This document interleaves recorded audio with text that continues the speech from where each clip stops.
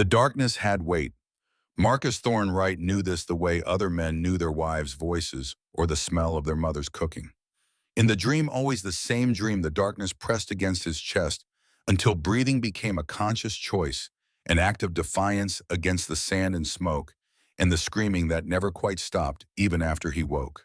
The boy's name had been Private Daniel Reeves, 22 years old, from Boise, Idaho, with a girlfriend named Sarah and a college acceptance letter folded in his breast pocket.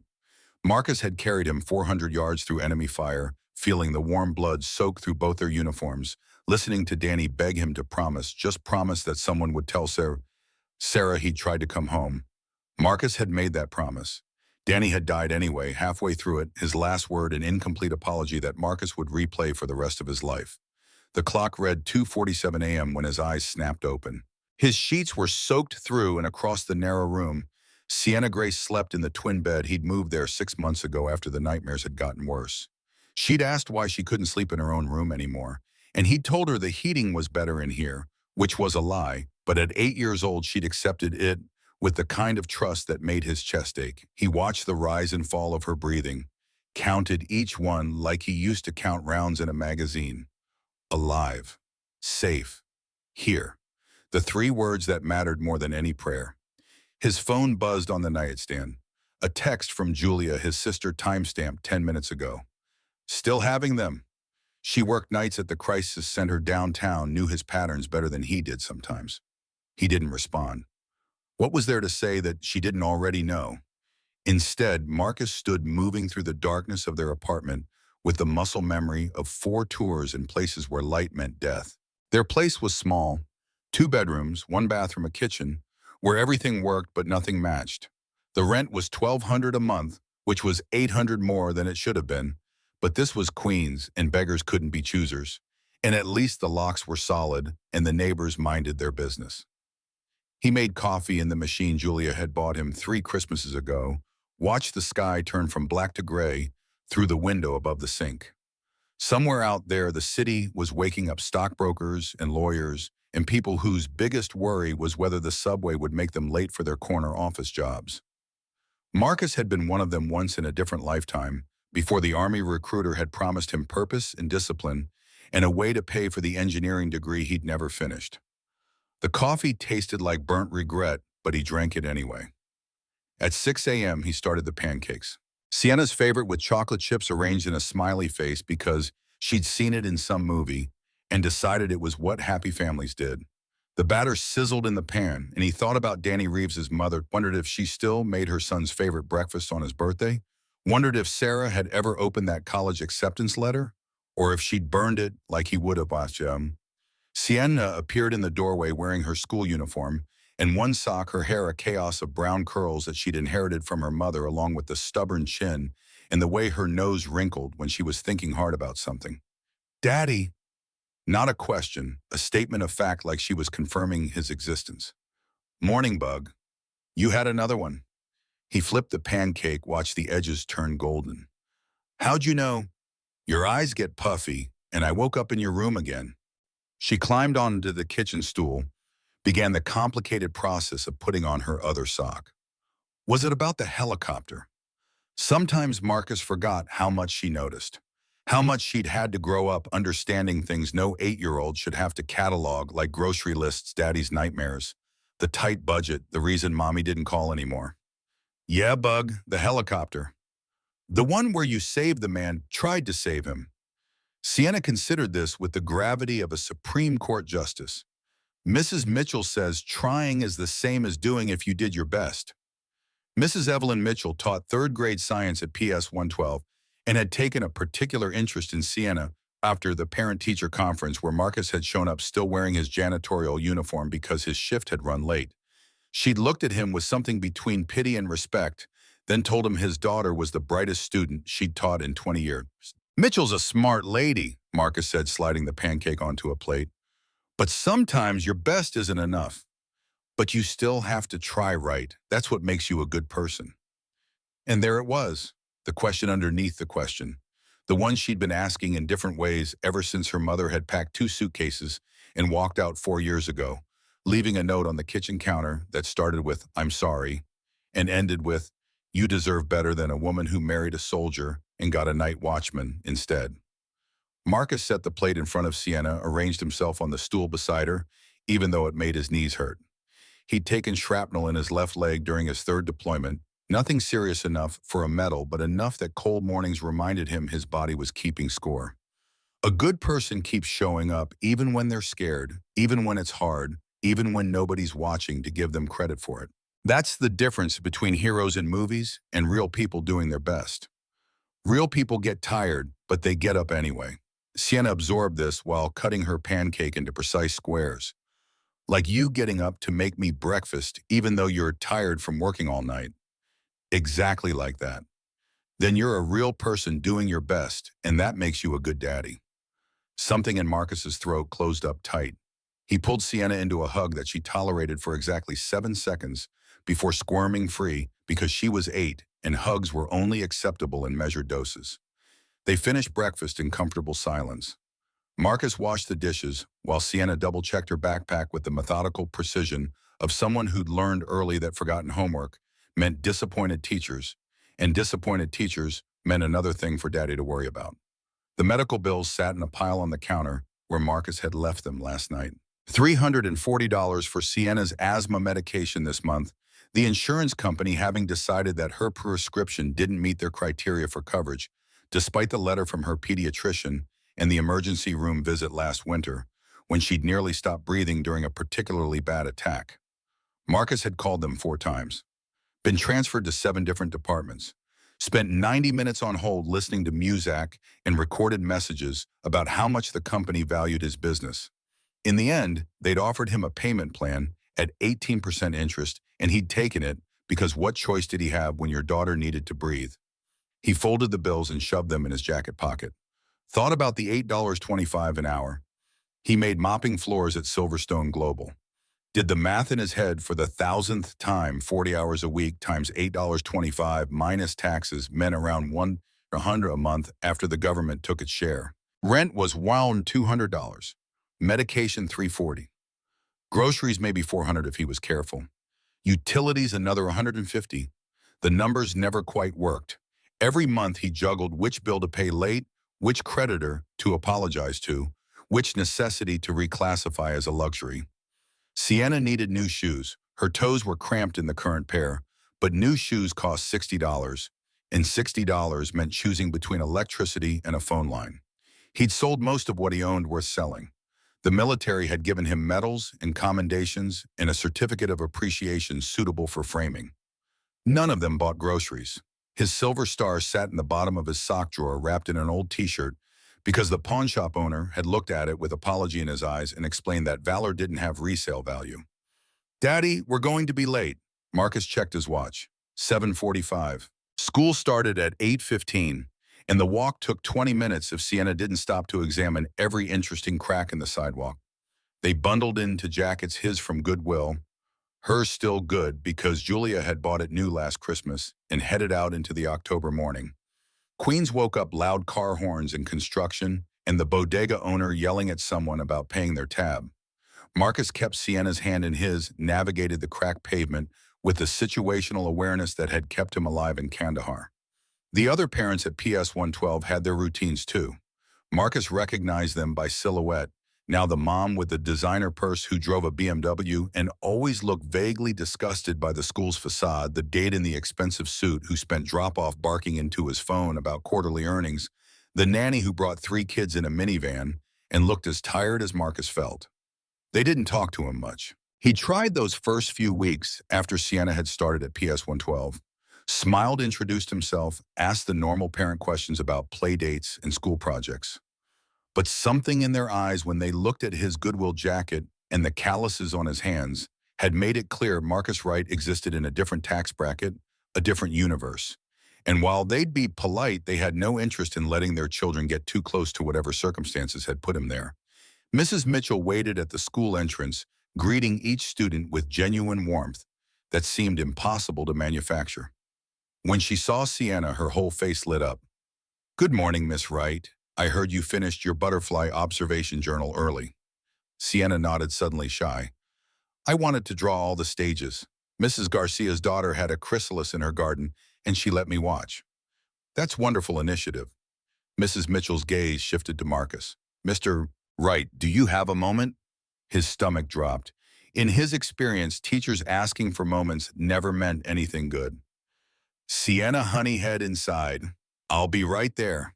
Sienna obeyed, joining the stream of students filing through the doors. Marcus waited until she was out of earshot before turning back to Mrs. Mitchell. Is something wrong? Her grades. Her grades are perfect, highest in the class. Mrs. Mitchell had that look teachers got when they were about to say something uncomfortable. I wanted to mention that she's been asking questions about her mother. Marcus felt his jaw tighten. What kind of questions? Where she is, why she left, whether it was Sienna's fault. Mrs. Mitchell's voice gentled. I told her that sometimes adults make choices that have nothing to do with their children, but I thought you should know, in case she hasn't brought it up at home. She hadn't. Sienna had stopped asking about her mother 6 months after the departure had accepted the empty chair at dinner with the kind of resigned pragmatism that broke Marcus's heart. He thought maybe she'd forgotten, or at least filed it away in whatever mental drawer 8-year-olds use for things too complicated to process. Thank you for telling me. I'll talk to her. Mr. Wright, Mrs. Mitchell hesitated. Sienna is remarkably resilient, but she's also 8. The questions might get harder before they get easier. Marcus nodded because what else could he do? Thanked her again, watched her disappear into the building where his daughter was learning fractions and vocabulary and the lesson that sometimes the people who were supposed to stay left anyway. The subway ride into Manhattan took 40 minutes and cost $2.75 each way.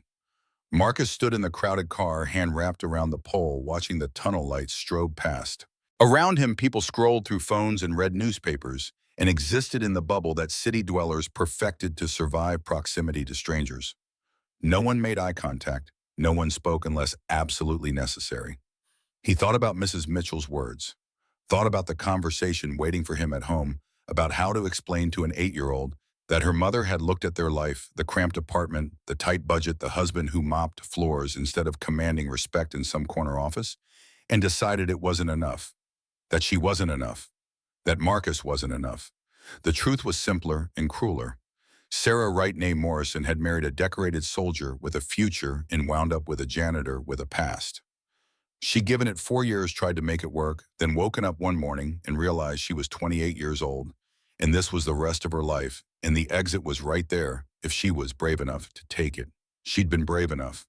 Marcus couldn't even hate her for it, just mourn the collateral damage named Sienna, who hadn't asked to be born into a marriage held together by optimism and stubbornness. Silverstone Global occupied floors 38 through 45 of a glass tower in Midtown. Marcus entered through the service entrance at 6:30 p.m., nodded to the evening security guard, changed into his gray uniform, in the maintenance closet that smelled like industrial cleaner and mildew. His shift ran from 7 p.m. to 3 a.m. and 4 nights a week, which meant he slept from 4 to 11 and picked Sienna up at 3:30 and existed in a state of perpetual exhaustion that he'd learned to navigate the same way people learn to navigate chronic pain. The night crew was small, 2 other janitors, a security team of 4, and whatever executives worked late enough to witness the invisible people who kept their pristine offices pristine. Marcus had been doing this for 3 years now, had learned the rhythms of the building, which executives left coffee rings on expensive desks, which ones actually noticed when he refilled their paper towel dispensers. No one had ever learned his name. He was part of the furniture, as invisible as the air ducts and the emergency lighting. Tonight he started on 42, the executive floor, where the real decisions happened. The boardroom took up the western corner floor-to-ceiling windows, offering a view of Manhattan that probably cost more per square foot than Marcus paid for his entire apartment. He'd Googled it once. Office space in this building ran 80 per square foot annually. The boardroom was roughly 2,000 square feet. Someone was paying $170,000 a year just for the privilege of holding meetings with a view. Marcus pushed his cleaning cart past darkened offices, dumped trash bins, vacuumed carpets, wiped down surfaces with the kind of methodical precision the Army had beaten into him. Every task completed correctly. Every corner checked. No detail too small to matter. At 10:30, the boardroom lights blazed on. Marcus glanced up from where he was mopping the hallway and saw them filing in men in suits that cost more than his monthly rent. Women in dresses that probably required dry cleaning, everyone carrying the same air of casual importance that came from never having to check their bank balance before buying groceries. He recognized some faces from the company website. Thomas Bradford, CFO. Michelle Sanders, VP of Operations. Others he'd seen in passing, the kind of people who looked through janitors the way you look through glass. And then there was Catherine Bennett. She rolled in last, her wheelchair navigating the doorway with practiced ease. Marcus had seen her before she was CEO, her face on the company's about page, but never this close. She was younger than he'd expected, maybe mid-40s with dark hair cut in a practical bob and gray eyes that seemed to catalog everything they touched. She wore a navy suit jacket over a white blouse, and when she positioned herself at the head of the table, there was nothing apologetic about it. The door closed. Marcus went back to mopping, but slowly within earshot. Parties weren't unusual. Silverstone Global celebrated every milestone: quarterly earnings, new client acquisitions, successful mergers. The champagne always came from the same expensive vineyard, the caterers always wore black, and the executives always got loud around midnight when they'd drunk enough to forget they had subordinates. Through the boardroom's glass walls, Marcus watched Catherine Bennett accept congratulations with the kind of controlled politeness that suggested she'd rather be anywhere else. A man in his late 50s held court near the bar, silver-haired and confident. In that way, wealthy people were confident, like the world was a stage built specifically for their performance. Sarah Caldwell materialized beside Marcus so quietly he almost didn't notice. She was Catherine Bennett's executive assistant, early 30s, always polite when she passed him in the hallways at odd hours. "Big night," she said, not quite looking at him. "They celebrating something. Takahashi merger, $800 million deal. Biggest acquisition in company history."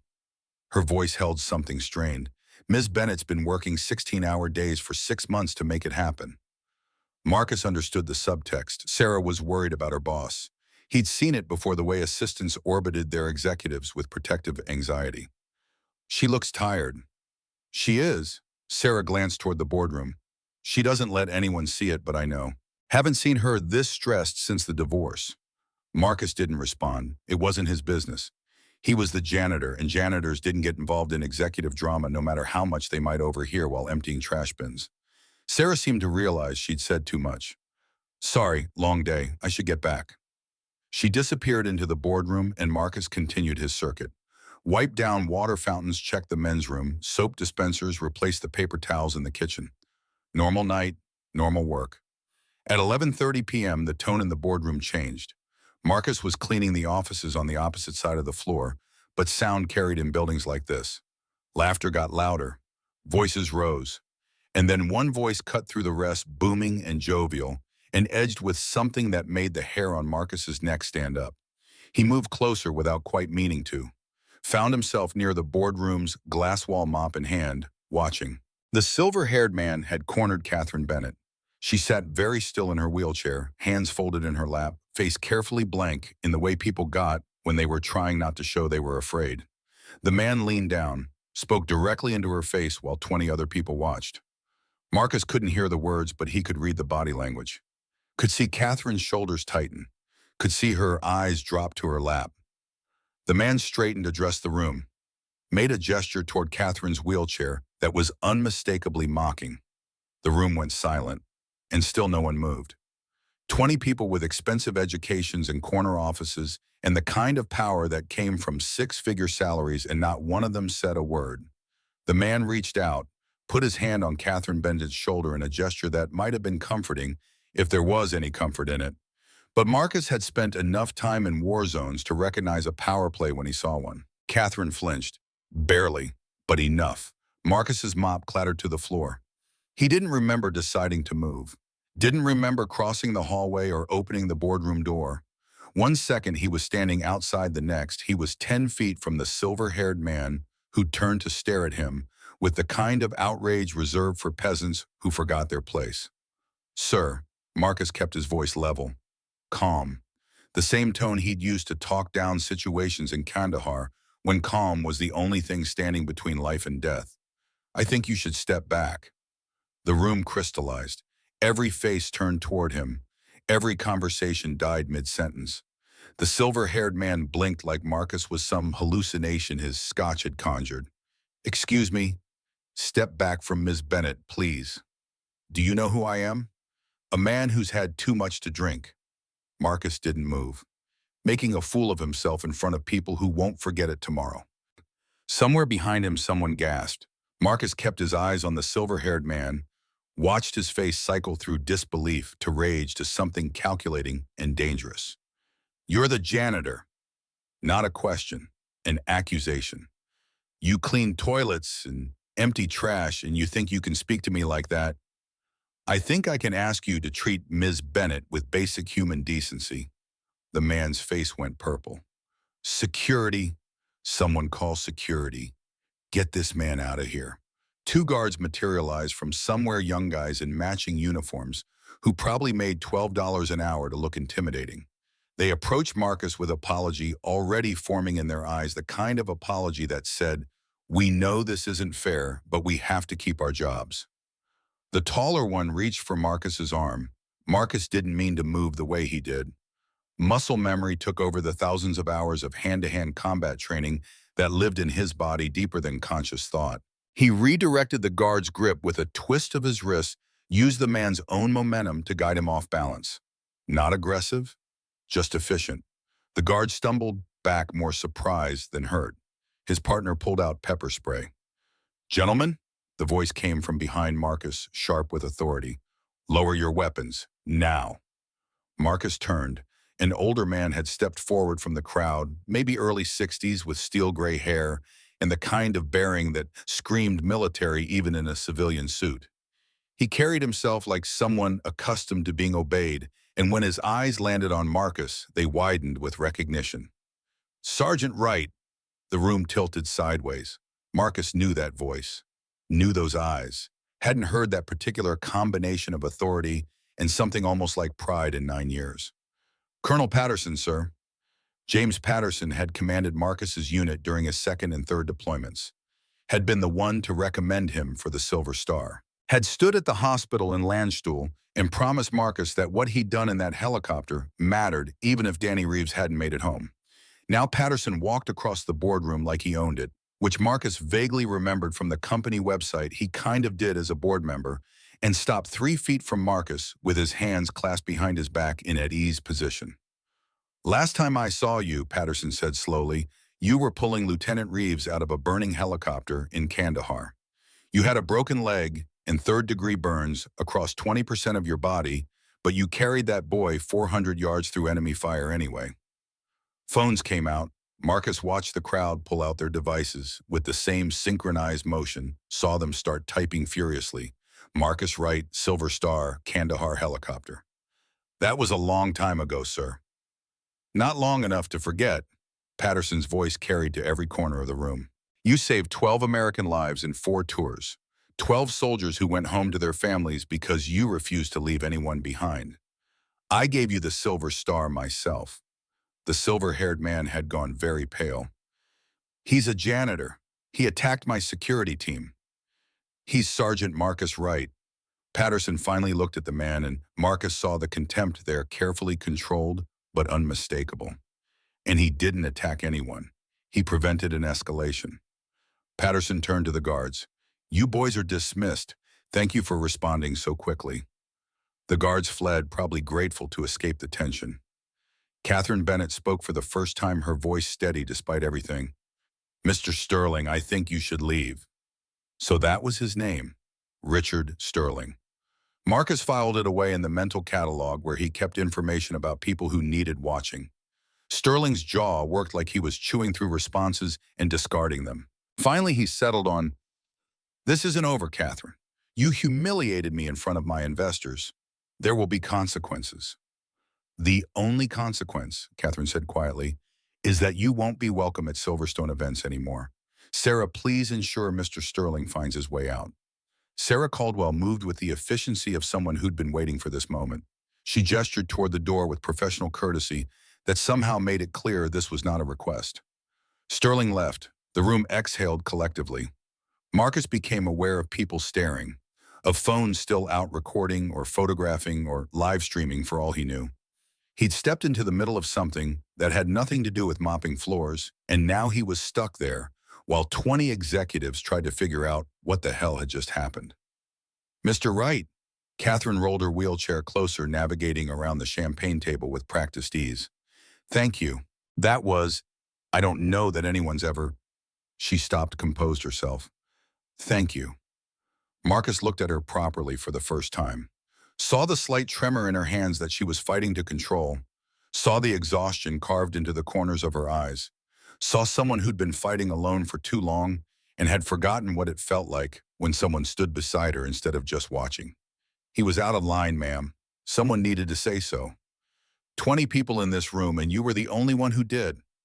Catherine's voice held an edge sharp enough to cut. That says more about them than I care to examine right now. Patterson cleared his throat. Ms. Bennett, if I might have a word with Sergeant Wright. Catherine nodded, rolled back to give them space. Patterson waited until the crowd had mostly dispersed back to their champagne and uncomfortable conversations before speaking. What are you doing working as a janitor, son, making rent, sir? You were one of the finest soldiers I ever commanded. You could have done anything.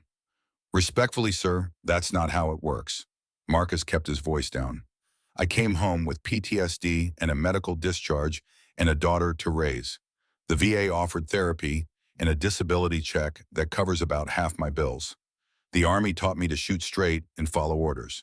Neither of those skills translate to civilian jobs that don't involve asking if people want fries with that. Patterson's expression flickered disappointment, maybe, or recognition. You have a daughter, 8 years old, Sienna, and her mother, gone. Marcus didn't elaborate. Patterson was sharp enough to fill in the blanks. I'm sorry, son. Patterson handed him a business card from his jacket pocket. That's my personal cell. You need anything, a reference, a contact? Just someone to talk to, you call me. Understood? Yes, sir. Patterson's voice dropped lower, almost conspiratorial. What you started tonight won't end quietly. You'll need allies, Sergeant. Sterling is powerful, and powerful men don't forgive public humiliation. He squeezed Marcus's shoulder once. But you did the right thing. Sometimes that's all that matters. Patterson left.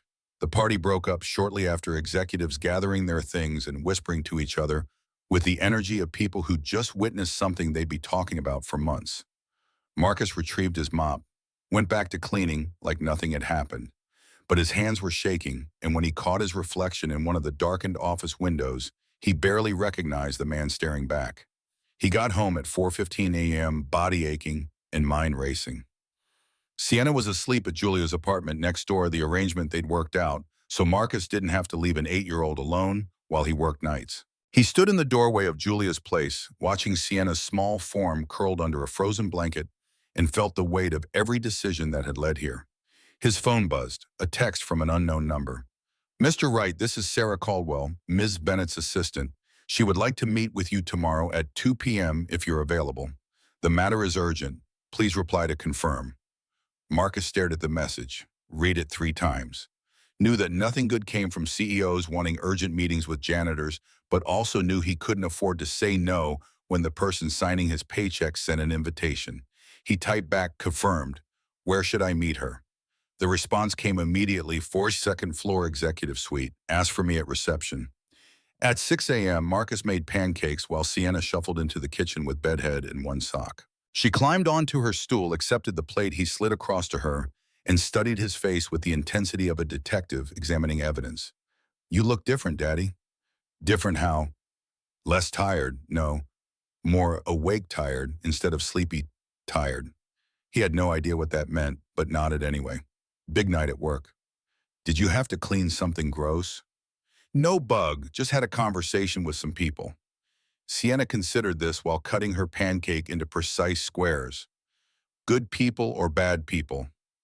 Marcus thought about Catherine Bennett's carefully controlled fear, about Richard Sterling's casual cruelty, about Colonel Patterson's recognition, about the 20 executives who'd watched and done nothing.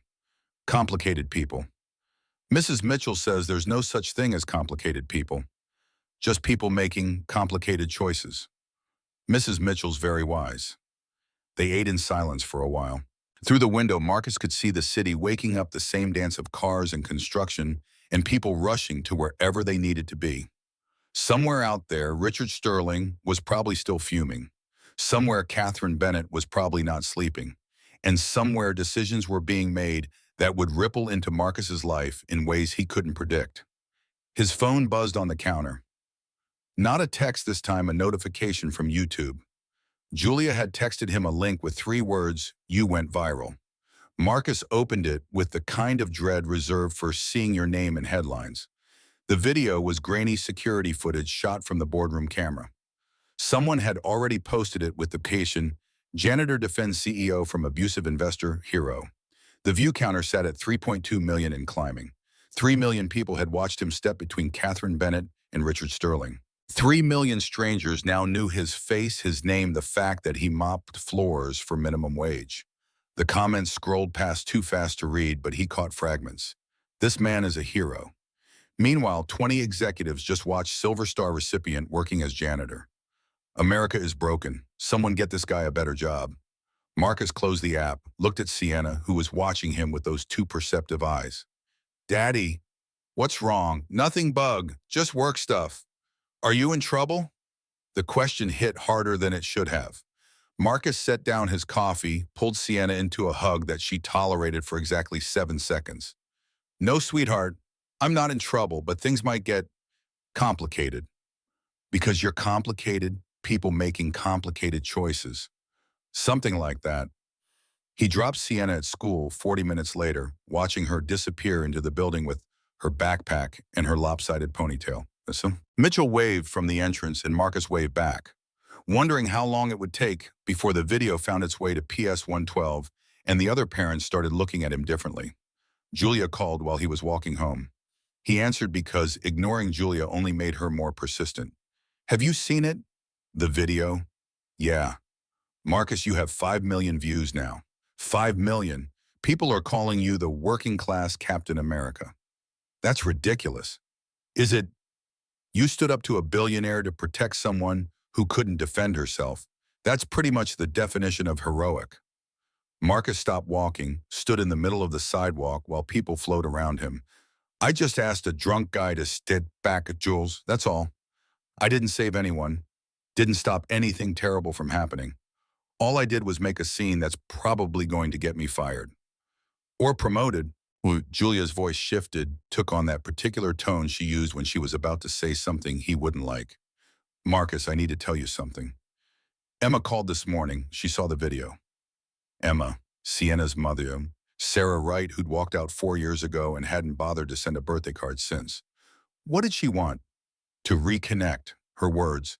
Said she's been thinking about Sienna a lot lately, and maybe it's time to reestablish parental rights.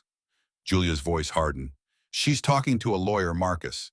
Mentioned your unstable new lifestyle and Sienna's asthma attacks as evidence you can't provide a stable environment." The bottom dropped out of Marcus's stomach. He'd spent 4 years building a life where Sienna didn't have to wonder why her mother didn't love her enough to stay. One viral video and that whole careful construction was crumbling. "I have to go," he said. "Marcus," he hung up. Stood there on the corner of Roosevelt Avenue and 82nd Street while the world moved around him and everything he'd tried to protect started falling apart. Julia worked the crisis hotline nights but always made time for Sienna and Marcus, the only family they had left since their parents had died in a car accident when Marcus was 19. She'd been there through the deployments, the divorce, the desperate scramble to keep custody when Sarah had tried to take Sienna. Now Emma was circling back, and Julia would fight beside him again, because that's what family did. At 2 p.m., Marcus arrived at Silverstone Global wearing the only dress shirt he owned and a tie Julia had bought him for court appearances back when he was fighting for custody. The security guard at the front desk did a double take, then waved him through with something like respect. The elevator ride to 42 felt like ascending to execution. Sarah Caldwell met him when the doors opened, professional and composed despite the chaos that must have followed last night's party. "Mr. Wright, thank you for coming. Ms. Bennett is waiting in her office." Catherine Bennett's office was smaller than Marcus expected. Still nice floor-to-ceiling windows, modern furniture space for her wheelchair to navigate, but not ostentatious. The desk was covered in paperwork, and 3 computer monitors showed what looked like financial projections. Catherine looked up when he entered. She'd traded last night's suit for something more casual, but still professional, and the exhaustion in her eyes had deepened into something permanent. "Mr. Wright, please sit." Marcus sat in the chair across from her desk, waited. "I wanted to thank you properly for last night. What you did stepping in when no one else would, that took courage most people don't have." "I just did what was right, ma'am." "Kate, please. I think after last night we're past formalities." She rolled closer, hands folded in her lap. "I need to ask you something, and I need you to be honest. Why did you help me?" Marcus considered the question. The real answer was complicated because he'd spent 4 tours watching people suffer in silence, because he knew what it felt like to be dismissed by people who thought their power made them invulnerable, because Sienna was learning what it meant to stand up for others, and he needed to model what he was teaching. Because someone needed to, that's all. Kate studied him with those gray eyes that seemed to see more than Marcus wanted to show. "In 20 years of building this company, that was the first time someone defended me. Not because I'm weak, I'm not, but because it was the right thing to do." She opened a folder on her desk, pulled out a stack of papers. "These are formal complaints filed by Silverstone employees in the past 18 months. Sexual harassment, discrimination, hostile work environment, 47 complaints in total." She pushed the folder toward him. "My previous ethics director was a friend of Richard Sterling's. He buried every single one." Marcus opened the folder, read the first page, a woman named Amy Donovan, describing a supervisor's unwanted advances, the way he cornered her in supply closets, how she'd reported it, and been put on a performance improvement plan 3 days later. His jaw tightened. "I need someone I can trust," Kate said. "Someone who can't be bought or intimidated. Someone who actually gives a damn about protecting people instead of protecting profit." "You're offering me a job.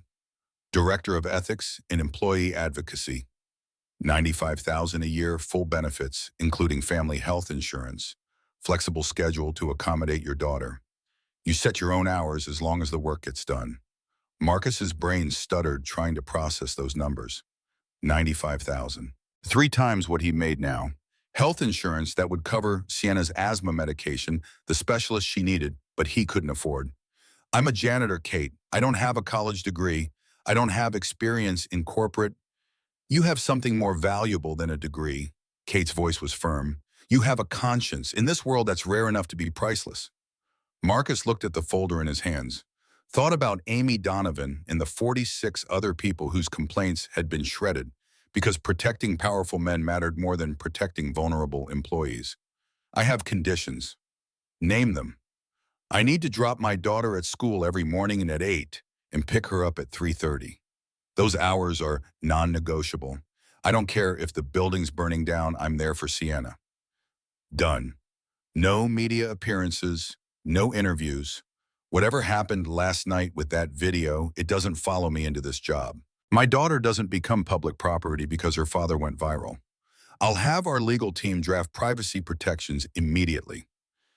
And if this job hurts Sienna, if the stress or the hours or the publicity affects her negatively, I walk. No notice, no negotiation. I just walk. Kate nodded slowly. "I understand. Anything else?" "Yeah." Marcus met her eyes. "I need you to understand that I'm not a hero. I'm just a guy trying to do better. I will make mistakes. I will probably piss off your board and your executives and everyone who thinks corporate ethics is about protecting the company instead of the people in it. If that's not what you want, say so now and save us both the trouble." Something flickered across Kate's face, respect maybe, or recognition. "That's exactly what I want, Marcus. Someone who will burn down the old system and build something better from the ashes." She extended her hand across the desk. Marcus shook it, feeling the weight of the decision settle over him like body armor. As he stood to leave, Sarah Caldwell slipped into the office with a file folder. "Ms. Bennett, I'm sorry to interrupt, but..." She glanced at Marcus, uncertain. "It's fine, Sarah. Marcus will be joining us soon." "What is it?" Sarah opened the folder, pulled out a single page. "This is a formal complaint filed 6 weeks ago by Amy Donovan, data analyst in the finance department. She's alleging sexual harassment by her supervisor, Scott Thornhill." Kate's jaw tightened. I never saw this. It was routed to the previous ethics director. He marked it resolved, but I dug through the files and found no record of any investigation. And yesterday, Sarah's voice wavered. Yesterday, Scott Thornhill put Amy on a performance improvement plan. First negative review she's ever received. The room temperature dropped about 20 degrees. Marcus looked at the paper in Sarah's hand, saw a young woman's hope reduced to a bureaucratic form filed and forgotten, and punished for the crime of speaking up. I'll take the bomb, he said. When do I start? Monday, Kate said immediately. But Marcus, Amy Donovan is your first case. I want to know everything: who did what, who knew what, and why it was buried. Can you do that? Marcus thought about Danny Reeves dying in his arms, thought about Sienna asking if he was a good person, thought about the 47 complaints gathering dust, while predators kept their corner, offices and victims kept their silence. Yes, ma'am, I can do that. That evening, Marcus picked Sienna up from school and took her for pizza, a splurge he couldn't afford, but suddenly could see affording in the very near future. They sat in the booth by the window while Sienna told him about her day, about how Mrs. Mitchell had announced the Butterfly Project presentations would be next week, and Sienna needed to finish her observation journal. What's your project about? Bug. Metamorphosis. That's when a caterpillar turns into a butterfly. She said the word, carefully, proud of getting it right. But the coolest part is what happens inside the cocoon. The caterpillar doesn't just grow wings, it completely dissolves, turns into liquid. Mrs. Mitchell showed us pictures. It's all goo before it becomes a butterfly. Marcus absorbed this information. That sounds gross. It's science. Sienna took a huge bite of pizza, chewed thoughtfully. Mrs. Mitchell says it's called metamorphosis, and it happens when things need to change, but they can't just add new parts. They have to break down and rebuild completely. Something about those words landed differently than they should have. Marcus thought about his life breaking down, the bomb, the marriage, the future he'd planned, and how maybe that dissolution was necessary before he could become whatever came next. That's pretty smart, Mrs. Mitchell. She's the smartest teacher in the whole school.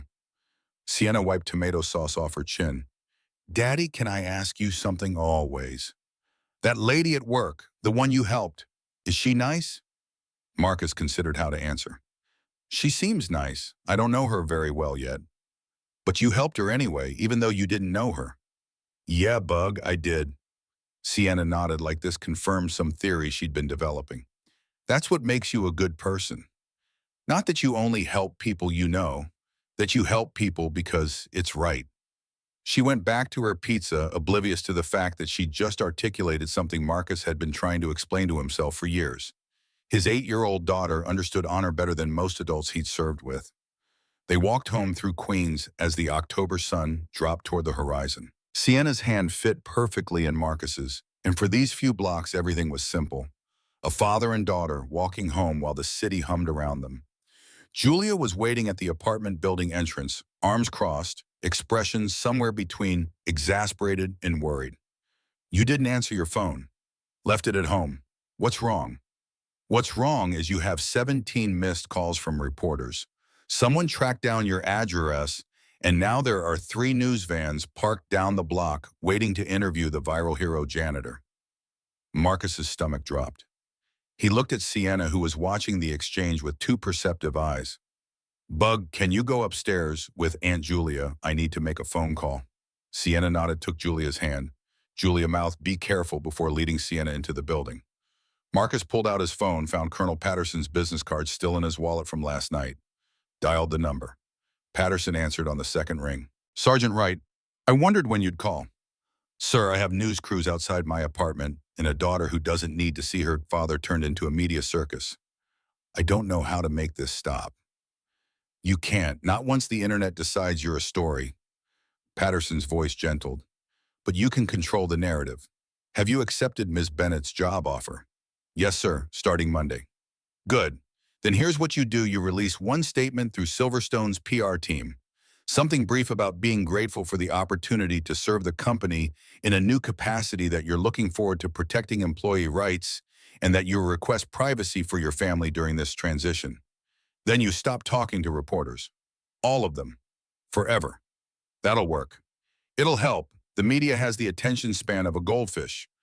Give them one boring quote and they'll move on to the next shiny thing. Marcus breathed out slowly. Thank you, sir. Marcus, one more thing. What you did last night, standing up for Kate Bennett, that took guts. But the fight ahead is going to make last night look like a kindergarten scuffle. Sterling is powerful. The people he protects are powerful. They will come after you with everything they have. You ready for that? Marcus thought about Amy Donovan. About 47 complaints buried and forgotten. About Sienna asking what made someone good. Yes, sir, I'm ready. That night, after Sienna was asleep, Marcus sat at the kitchen table with Amy Donovan's complaint file spread out in front of him.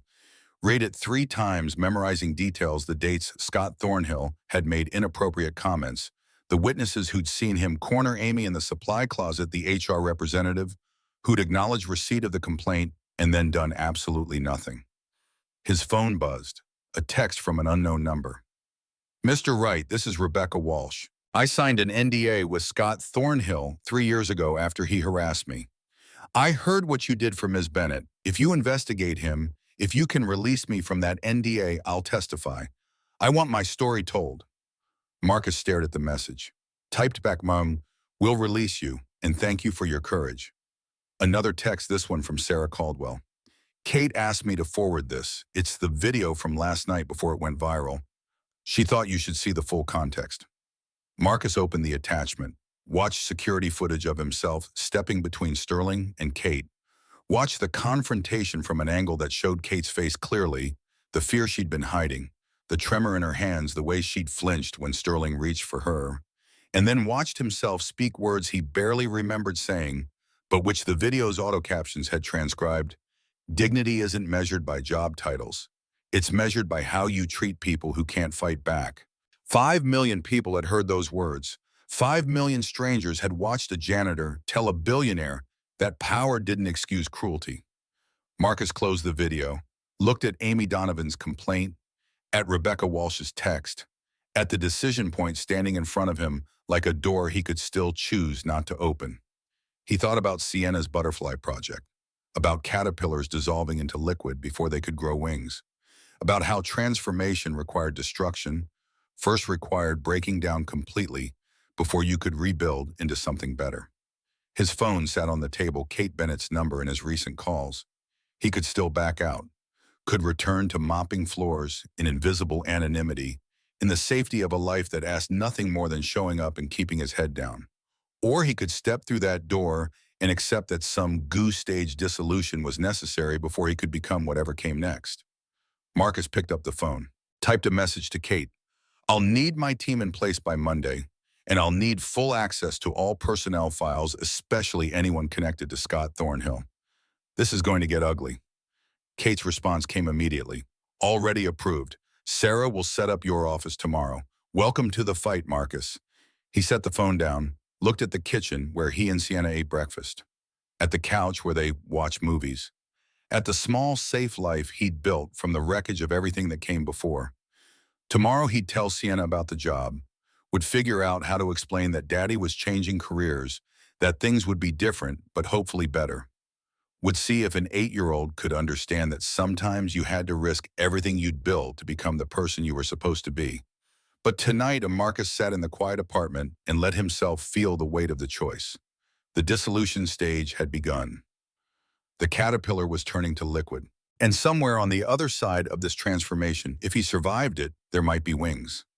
Outside his window, Queens hummed with its usual chaos. Sirens and car horns and the sound of 8 million people trying to survive another day. Marcus Thorne Wright was one of them, no better, no worse, just another person making complicated choices and hoping they added up to something good. Somewhere out there, Richard Sterling was planning his revenge. Somewhere Scott Thornhill was sleeping soundly secure in the knowledge that powerful men always won. Somewhere 47 employees were learning to live with the silence they'd been forced to keep. But somewhere too, Amy Donovan was reading Marcus's response to Rebecca Walsh, was seeing that maybe, just maybe, the system could change. That speaking up didn't have to mean being crushed. That justice wasn't just a word people used to make themselves feel better about doing nothing. Marcus stood, turned off the kitchen light, checked on Sienna one last time before heading to his own room. She slept curled around her stuffed rabbit face, peaceful in a way that made his chest ache. He'd made his choice. Tomorrow the real work began. Revised full story. Part 2 of 3 Part 2 Hidden War. Revised week 1, February year 2. Monday morning arrived with the particular kind of anxiety that accompanies crossing thresholds you can't uncross. Marcus stood outside Silverstone Global at 8:47 a.m., wearing the suit Julia had helped him pick out from a thrift store in Astoria navy blue, slightly too big in the shoulders, but acceptable if he kept the jacket button. Sienna had pronounced him fancy like the dads on TV before he had dropped her at school, which either meant he'd succeeded or 8-year-olds had no fashion standards whatsoever. The elevator to 42 felt different when you weren't pushing a mop cart. People nodded at him, made space, treated him like someone who belonged there instead of someone hired to clean up after them. Marcus tried not to think about how many of these same people had walked past him for 3 years without seeing him at all. Sarah Caldwell waited at reception with a tablet and the kind of organized efficiency that suggested she'd already accomplished more before 9 a.m. than most people did all week. Mr. Wright, welcome. I've set up your office and scheduled orientations with HR, legal, and IT. Your team is waiting in conference room B. My team. The 2 investigators who've been running the ethics department solo since Director Phillips retired. They're skeptical. Sarah's expression suggested skeptical was diplomatic understatement, but they know the files better than anyone. Conference room B was windowless and smelled like old coffee and institutional despair. 2 people sat at the table, both radiating the particular exhaustion of employees who'd stopped expecting things to improve. The man looked up first, mid-30s, sharp eyes behind wire-frame glasses, the kind of wiry build that came from forgetting to eat lunch more often than remembering. Derek Harrison, lead investigator for the past 4 years, if we're being technical about titles that mean nothing when your recommendations get buried anyway. Marcus Wright, yeah, we know. Viral janitor turned director because you went Batman on Richard Sterling. Derek's tone made it clear what he thought of that qualification. Here to save us, all right, the woman across from him sighed with the long-suffering patience of someone used to managing Derek's attitude. Patricia Green, also an investigator, also tired. Unlike Derek, I'm willing to give you a chance before assuming you're another corporate figurehead here to make us look busy while accomplishing nothing. Marcus pulled out a chair, sat facing them both. How many complaints have you investigated in the past year? Derek snorted. Investigated 63. How many did Director Phillips let us actually pursue? 0. He'd read our reports, nod thoughtfully, then explain why pursuing the complaint would be detrimental to company morale or potentially litigious, or whatever excuse protected the executive we'd caught doing something illegal. Patricia pulled a folder from the stack in front of her, slid it across. This is Scott Thornhill, supervisor in finance. We've received 5 formal complaints about him in the past 8 years. Sexual harassment, creating hostile work environment, retaliation against employees who rejected his advances. We documented everything. Witness statements, email evidence, pattern of behavior across multiple victims. Phillips marked each one, resolved through mediation, and buried them. Marcus opened the folder, saw the same information Sarah had shown him, but with additional layers. Photos of Amy Donovan looking exhausted and scared. Transcripts of interviews with coworkers who'd witnessed Scott's behavior but were too afraid to speak up formally. An organizational chart showing Scott's connections to senior executives who golfed with Phillips and donated to the same political campaigns as Richard Sterling. You ready to actually do something about this? Derek and Patricia exchanged glances, some wordless communication passing between them. You understand what you're up against. Patricia's voice carried weight. Scott brings in $8 million in revenue annually. He has friends on the executive team. Going after him means going after the system that's protected him for 8 years. People who've built careers on looking the other way aren't going to suddenly develop consciences because a janitor got promoted. Then we make looking the other way more expensive than doing the right thing. Derek leaned back, arms crossed. Big talk. Let's see if you're still saying that when the board tries to fire you for disrupting the company culture. Marcus stood, walked to the whiteboard mounted on the conference room wall, found a marker that still had ink, wrote Amy Donovan at the top. This is our first case. I want everything, every email Scott sent, every witness who will talk every complaint that was buried. We're building something that can't be dismissed or mediated away, something ironclad. You planning to fire him? Derek sounded interested despite himself.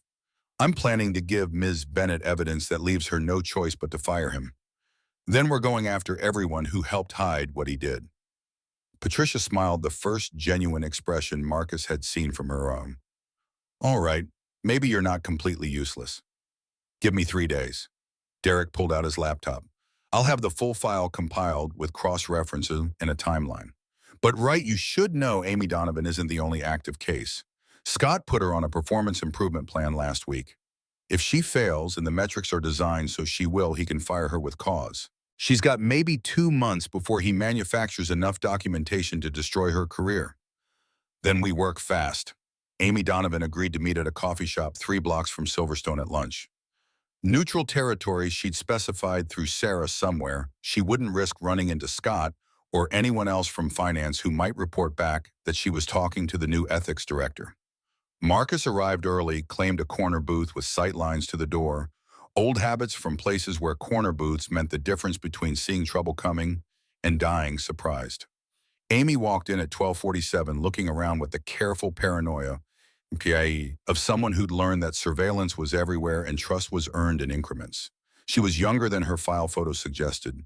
Late 20s maybe, with blonde hair pulled back in a ponytail and the kind of professional clothes that screamed trying too hard to be taken seriously. Her eyes had the exhausted wariness of prey animals. Marcus raised a hand. She crossed to the booth, slid in across from him without making eye contact. Mr. Wright. Marcus, please. He pushed a menu toward her. Order anything. Company's paying. I'm not hungry. When's the last time you ate? Amy's jaw tightened. Why does that matter? Because stress kills appetite, and you look like you haven't slept in weeks. I need you sharp for this conversation, which means I need you fed. Marcus flagged down the waitress, ordered 2 sandwiches and coffee without asking Amy's preference. She could eat or not, but at least the option would be there. They sat in silence until the waitress left. Amy studied the table, picked at her napkin, radiated the kind of tension that came from expecting betrayal. You read my complaint. Not a question. 4 times, along with the 4 previous complaints against Scott Thornhill. And I've been in contact with Rebecca Walsh, Jennifer Blake, and Lisa Whitmore. They're all willing to testify if we release them from their NDAs. Amy's head snapped up. You found the others. They found me. Turns out viral internet fame is occasionally useful. Marcus pulled out his tablet, opened the file Derek had compiled. I need you to walk me through everything, start to finish, every detail, even the ones that seem small or embarrassing. Can you do that? Why should I trust you? The last time I trusted the system, it nearly cost me my job. Fair question. Marcus had no good answer except the truth. You shouldn't trust me. You shouldn't trust anyone who works for Silverstone because the company has spent 8 years proving it doesn't deserve trust. But I'm asking you to try anyway, because if you don't, Scott Thornhill gets away with it again, and the next woman who comes forward gets buried the same way you almost were. The sandwiches arrived. Amy stared at hers like it might contain hidden surveillance equipment. It started 6 months ago. Her voice barely rose above the coffee shop ambient noise. Little things at first, compliments about my clothes, comments about how I dressed up today, must have a hot date. I laugh them off because that's what you do, right?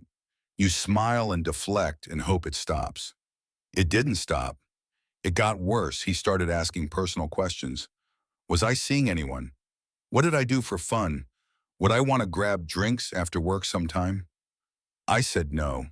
Professionally, made excuses about being busy, having other commitments.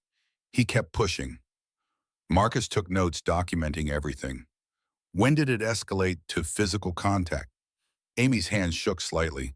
She wrapped them around her coffee cup like the warmth might steady her. 3 months ago, I was in the supply closet getting printer paper. He followed me in, stood between me and the door, put his hand on my waist, leaned in close, told me I seemed tense, and maybe I needed to relax more. What did you do? Pushed him away, told him that was inappropriate and he needed to stop. He laughed, said I was taking things too seriously, that he was just being friendly. Then he left and I stood there shaking and wondering if I'd imagined how threatening it felt. You didn't imagine it. No, Amy finally looked at Marcus directly. I filed the complaint the next day. Documented everything, dates, times, what he said, witnesses who'd seen him corner me. HR acknowledged receipt. I thought that meant something would happen. Instead, 2 weeks later, Scott called me into his office and told me my performance had been slipping. Gave me my first negative review in 4 years of perfect evaluations. Marcus's pen pressed hard enough against the tablet to leave marks. The performance improvement plan. 30 days to meet metrics he designed to be impossible. If I fail, I'm terminated for cause.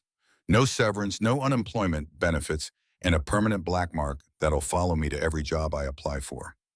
Amy's voice cracked. I'm supporting my mother. She has Alzheimer's, and the care facility costs $3,000 a month. If I lose this job, I lose her care. That's what Scott's counting on, that I'm too desperate to keep fighting. The coffee shop noise faded into background static. Marcus thought about Sienna's medical bills, about the mathematics of desperation, about how predators always knew exactly which pressure points would make their victims choose silence over justice. He miscalculated. Did he? Because I'm sitting here talking to you and Scott's still in his corner office collecting his salary and probably already picking out his next target. Not for long. Marcus closed the tablet. I'm going to investigate this properly. Interview witnesses, document the pattern, build a case that can't be dismissed. Then I'm going to recommend Scott's immediate termination. But Amy, I need you to understand something. What? This is going to get ugly. Scott will fight back. So will the people who've protected him. They'll try to discredit you, paint you as vindictive or oversensitive or making it up for attention. They'll dig into your personal life looking for ammunition. It's going to be brutal, and I can't promise the outcome will be worth the pain. Amy was quiet for a long moment, picked up her sandwich, took a small bite, chewed mechanically, finally spoke. Last week I stood in my mother's room at the care facility, and she didn't recognize me. Looked at me like I was a stranger invading her space.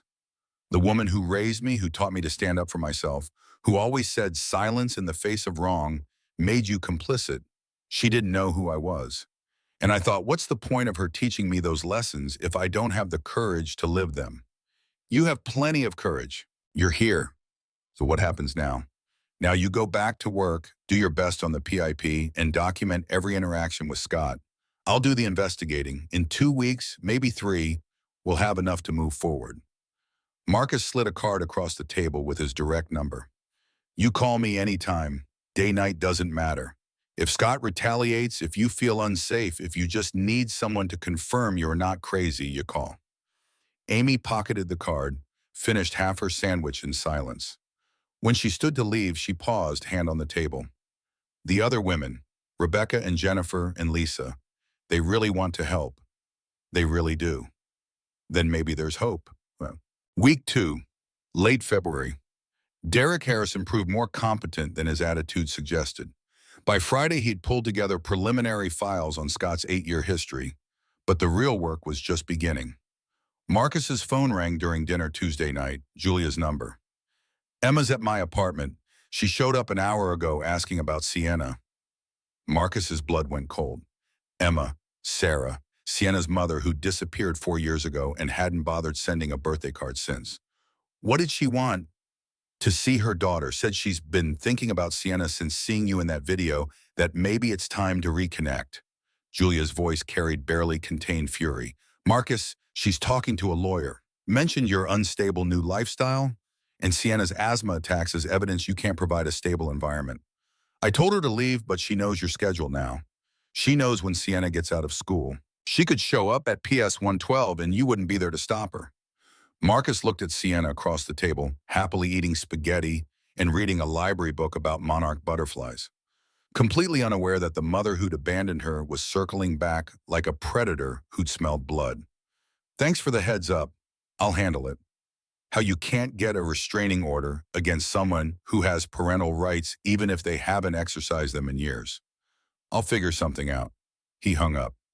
Sienna looked up from her book, perceptive eyes narrowing. Who was that? Aunt Julia, just checking in.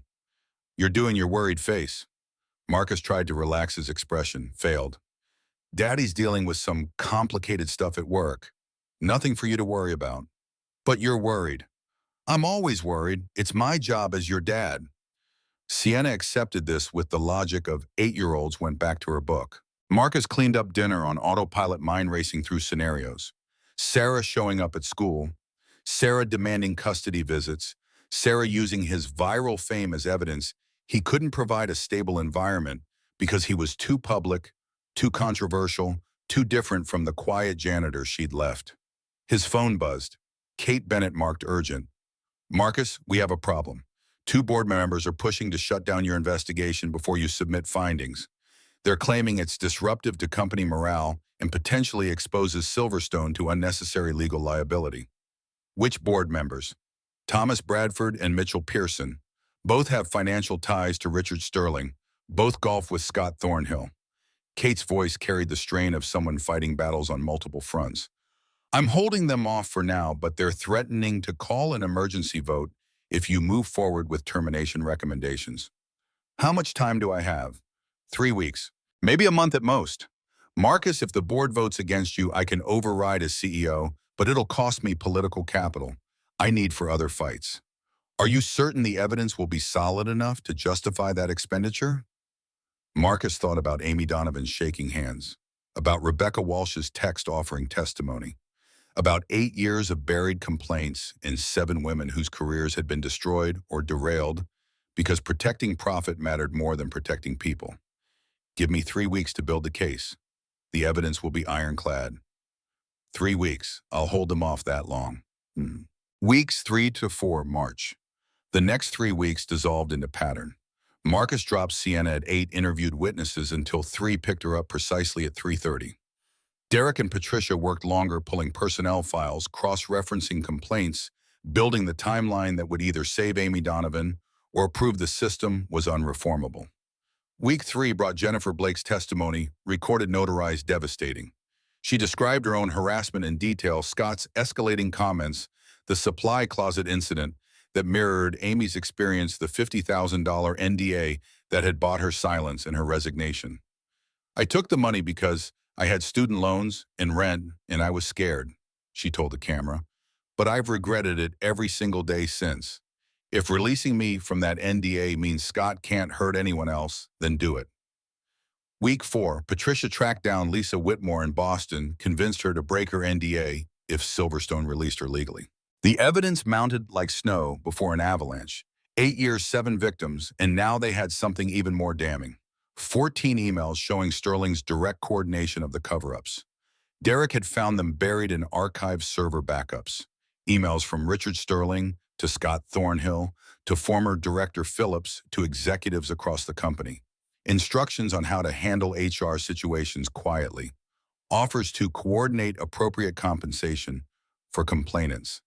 In one particularly damning exchange, Sterling had written explicitly, Scott's too valuable to lose over he said, she said situations. Make this go away.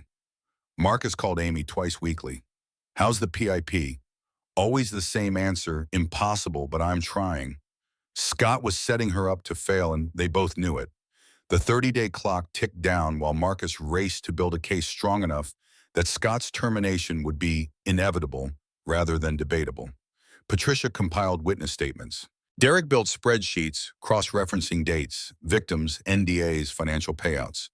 Together, they assembled a 20-page report that read less like corporate HR documentation and more like a federal prosecution brief. And through it all, Marcus kept his promise home by 3:30 dinner with Sienna homework help, bedtime stories.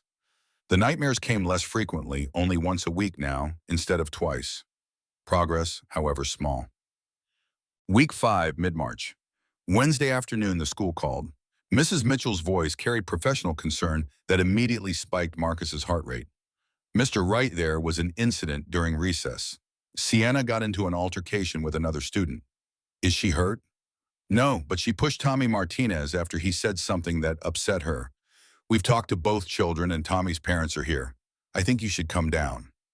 Marcus checked his watch. 2:15, he'd planned to work until 3:30, but this couldn't wait. I'll be there in 20 minutes. He found Sienna sitting in Principal Davis's office, arms crossed, jaw set in that stubborn way she'd inherited from Sarah. Tommy Martinez sat across from her with his mother, a woman Marcus vaguely recognized from school drop-offs.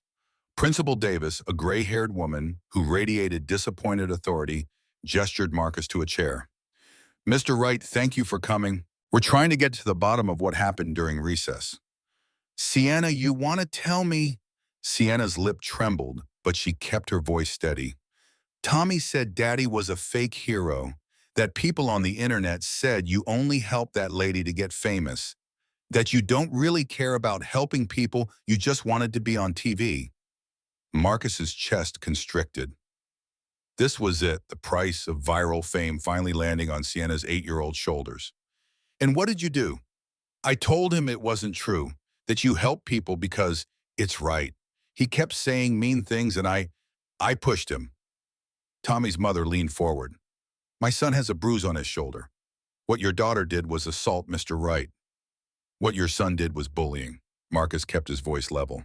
"And if we're throwing around legal terms, let's talk about the emotional harm caused by telling an 8-year-old that her father is fake." Tommy was just repeating what he heard online.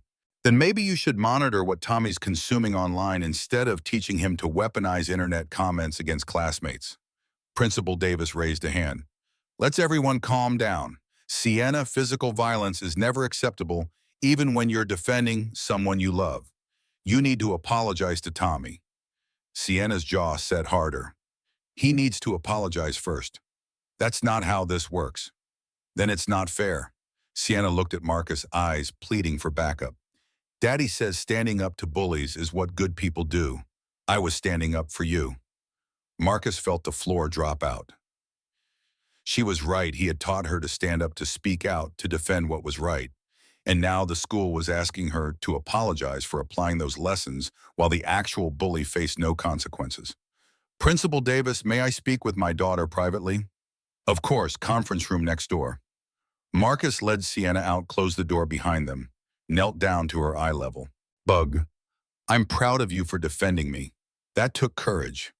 Then why do I have to apologize? Because the world doesn't always work the way it should. Sometimes the rules protect bullies and punish people who stand up to them. That's not fair, but it's reality. So I should just let people say mean things? No, you should find better ways to fight back than pushing." Words, adult intervention, making Tommy feel small without touching him.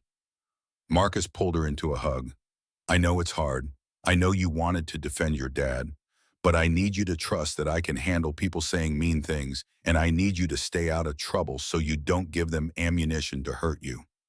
Sienna cried into his shoulder. "I just wanted them to stop." "I know, baby, I know." They went back. Sienna apologized through tears. Tommy mumbled something that might have been an apology if you were feeling generous. His mother left looking vindicated, and Marcus left feeling like he'd taught his daughter exactly the wrong lesson about justice. That night, Sienna woke up at 2 a.m. screaming. Marcus ran into her room, found her tangled in sweaty sheets, hyperventilating, eyes wide with panic. "Can't breathe, Daddy, I can't breathe." Asthma attack, triggered by stress. Marcus grabbed her inhaler, helped her take 2 puffs, counted breaths, while trying not to let his own panic show. Sienna's breathing gradually steadied, but the fear in her eyes didn't fade. "I'm sorry, Daddy. I'm sorry I pushed Tommy. I'm sorry you have to deal with this. I'm sorry I'm so much trouble." "Hey, look at me." Marcus cupped her face. "You are never trouble. You're the best thing in my life. None of this is your fault. But if you weren't famous, nobody would be mean to me. And if I hadn't helped Ms. Bennett, I wouldn't have this job that lets me afford your medicine. Would you want me to go back to the way things were?" Sienna thought about this with the seriousness of a Supreme Court justice. "No, but I want people to be nice again." "Me too, Bug, me too." Julia arrived at 6 a.m. after Marcus called her in desperation. She took one look at Sienna's pale face and Marcus's exhaustion and pronounced judgment. "You can't keep doing this. Working 18-hour days dealing with internet fame, fighting corporate corruption, and parenting a traumatized 8-year-old. Something's going to break. What choice do I have? You call Kate Bennett and tell her you need to scale back hours. You're not superhuman, Marcus. You're allowed to have limits." Marcus looked at his sister, saw the worry carved into her expression. She was right. He'd been running on adrenaline and stubbornness in the fantasy that he could somehow do everything perfectly if he just tried hard enough. Week 6, late March. He called Kate at 7 a.m. Thursday morning, expected voicemail got her instead. Marcus, everything okay? No, he explained about Sienna, the attack, the stress fractures spreading through his life. I need to cut back hours.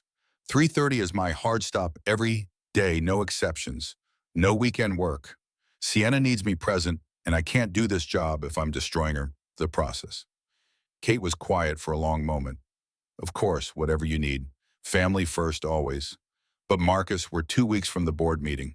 Can you finish the report by then? Derek and Patricia can work overtime to compensate. I'll finish it. But after that, I need different boundaries. Done. And Marcus, you're not failing by having limits. You're modeling good judgment. Thursday afternoon, Marcus met with Kate's legal team about Emma's custody threat. Ms. Brennan, the senior attorney who'd handled Kate's divorce, reviewed the texts and voicemails Emma had left with Julia. She has standing as biological mother. But 4 years of zero contact, no child support abandonment during medical emergencies, family court won't favor her. We can get a temporary restraining order preventing unsupervised contact or school pickup. How much? $3,000 retainer. Marcus's stomach dropped.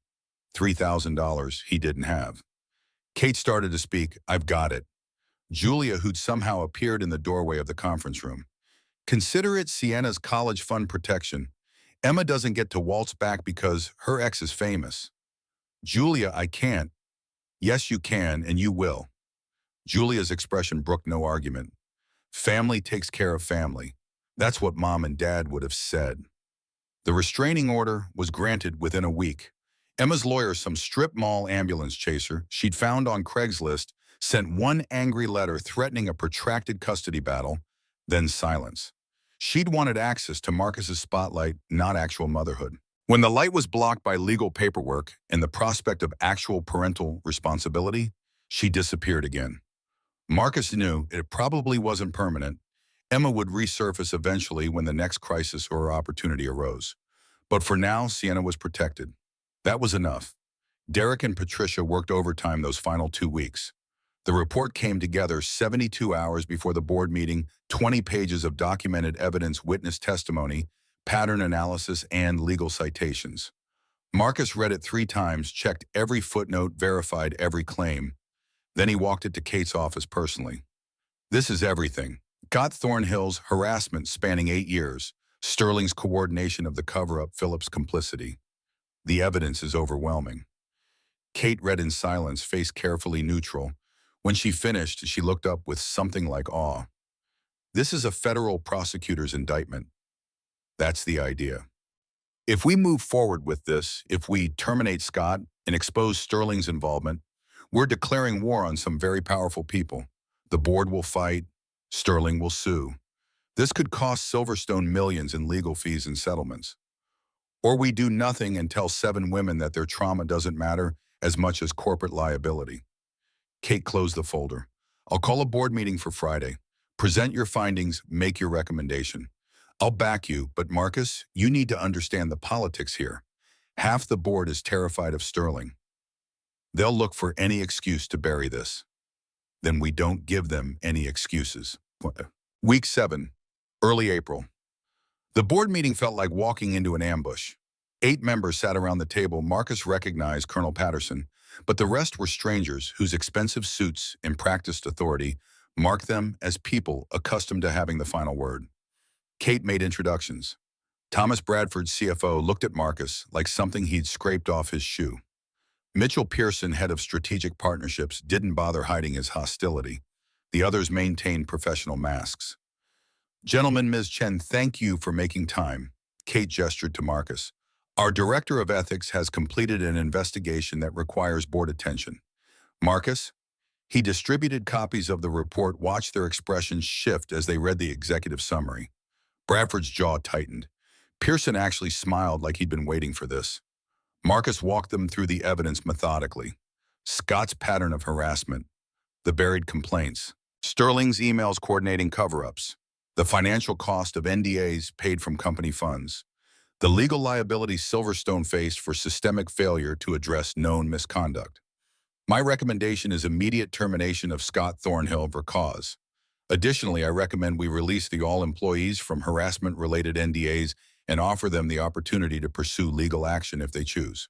Finally, I recommend we conduct a comprehensive audit of all ethics complaints from the past decade to identify other cases of systemic failure. Pearson leaned back, arms crossed. That's corporate suicide. You're talking about exposing the company to dozens of potential lawsuits, destroying relationships with key investors, and publicly admitting institutional failure. The PR alone would cost us millions. The alternative is continuing to protect predators and hoping nobody notices. The alternative is managing this quietly. Fire Scott, but if you must, but the rest is unnecessary theater. 7 women filed complaints that were buried. 3 more left, rather than keep working in a hostile environment. How is justice for them unnecessary theater? Bradford cut in. Mr. Wright, I appreciate your enthusiasm, but you're new to corporate governance. These situations require nuance. We can address Scott's misconduct without burning down the entire company in the process. By nuance, you mean another cover-up. I mean protecting stakeholder value while still doing the right thing. Colonel Patterson spoke for the first time. Thomas, with respect, there's no nuanced way to handle conspiracy to cover up sexual harassment. Either we acknowledge what happened and make amends, or we become complicit in it. Easy to say when you're not worried about stock prices. The argument escalated. Marcus watched the board fracture along predictable lines, Patterson and 2 others supporting full disclosure. Bradford and Pearson pushing for damage control, the remaining members trying to stake out middle ground that satisfied nobody. Kate let them argue for 15 minutes before calling order. We need a vote. The question is whether to accept Marcus's recommendations in full, including Scott's termination and NDA releases. All in favor? Patterson raised his hand immediately. 2 others followed, Sarah Chen from legal and an older woman Marcus didn't recognize. Opposed, Bradford, Pearson, and 2 others. That's 4-4. Kate's voice carried steel. As CEO, my vote breaks the tie. I vote him in after Marcus's recommendations are approved. Pearson stood face flushed. Kate, this is a mistake. You're prioritizing headlines over operational stability. I'm prioritizing employees over politics. If that's a mistake, I'll own it. Bradford and Pearson left together whispering. The message was clear. This wasn't over. Week 8. Mid-April, Marcus delivered Scott's termination letter personally Monday morning. Brought Derek and Patricia as witnesses, kept his voice level and professional, while Scott cycled through disbelief to rage to threats. You have no idea what you've started. Richard Sterling will destroy you. He'll destroy this company. I'll sue for wrongful termination and take everything you have. You're welcome to try. Marcus set down the evidence folder. Every complaint, every witness statement, every email where Sterling coordinated your protection. This goes to court, all of it becomes public record. You sure you want that? Scott's face went from red to pale.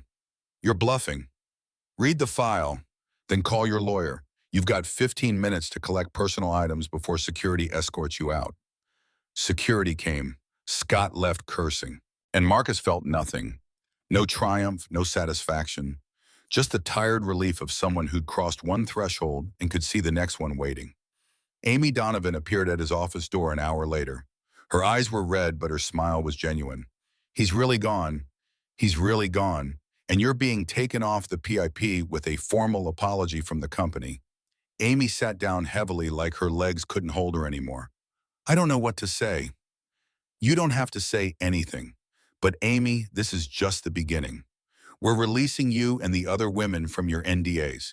If you want to pursue legal action, the company won't fight it. If you want to go public with your story, we'll support you. It's your choice. After years of having no choice, that's almost harder. Marcus understood.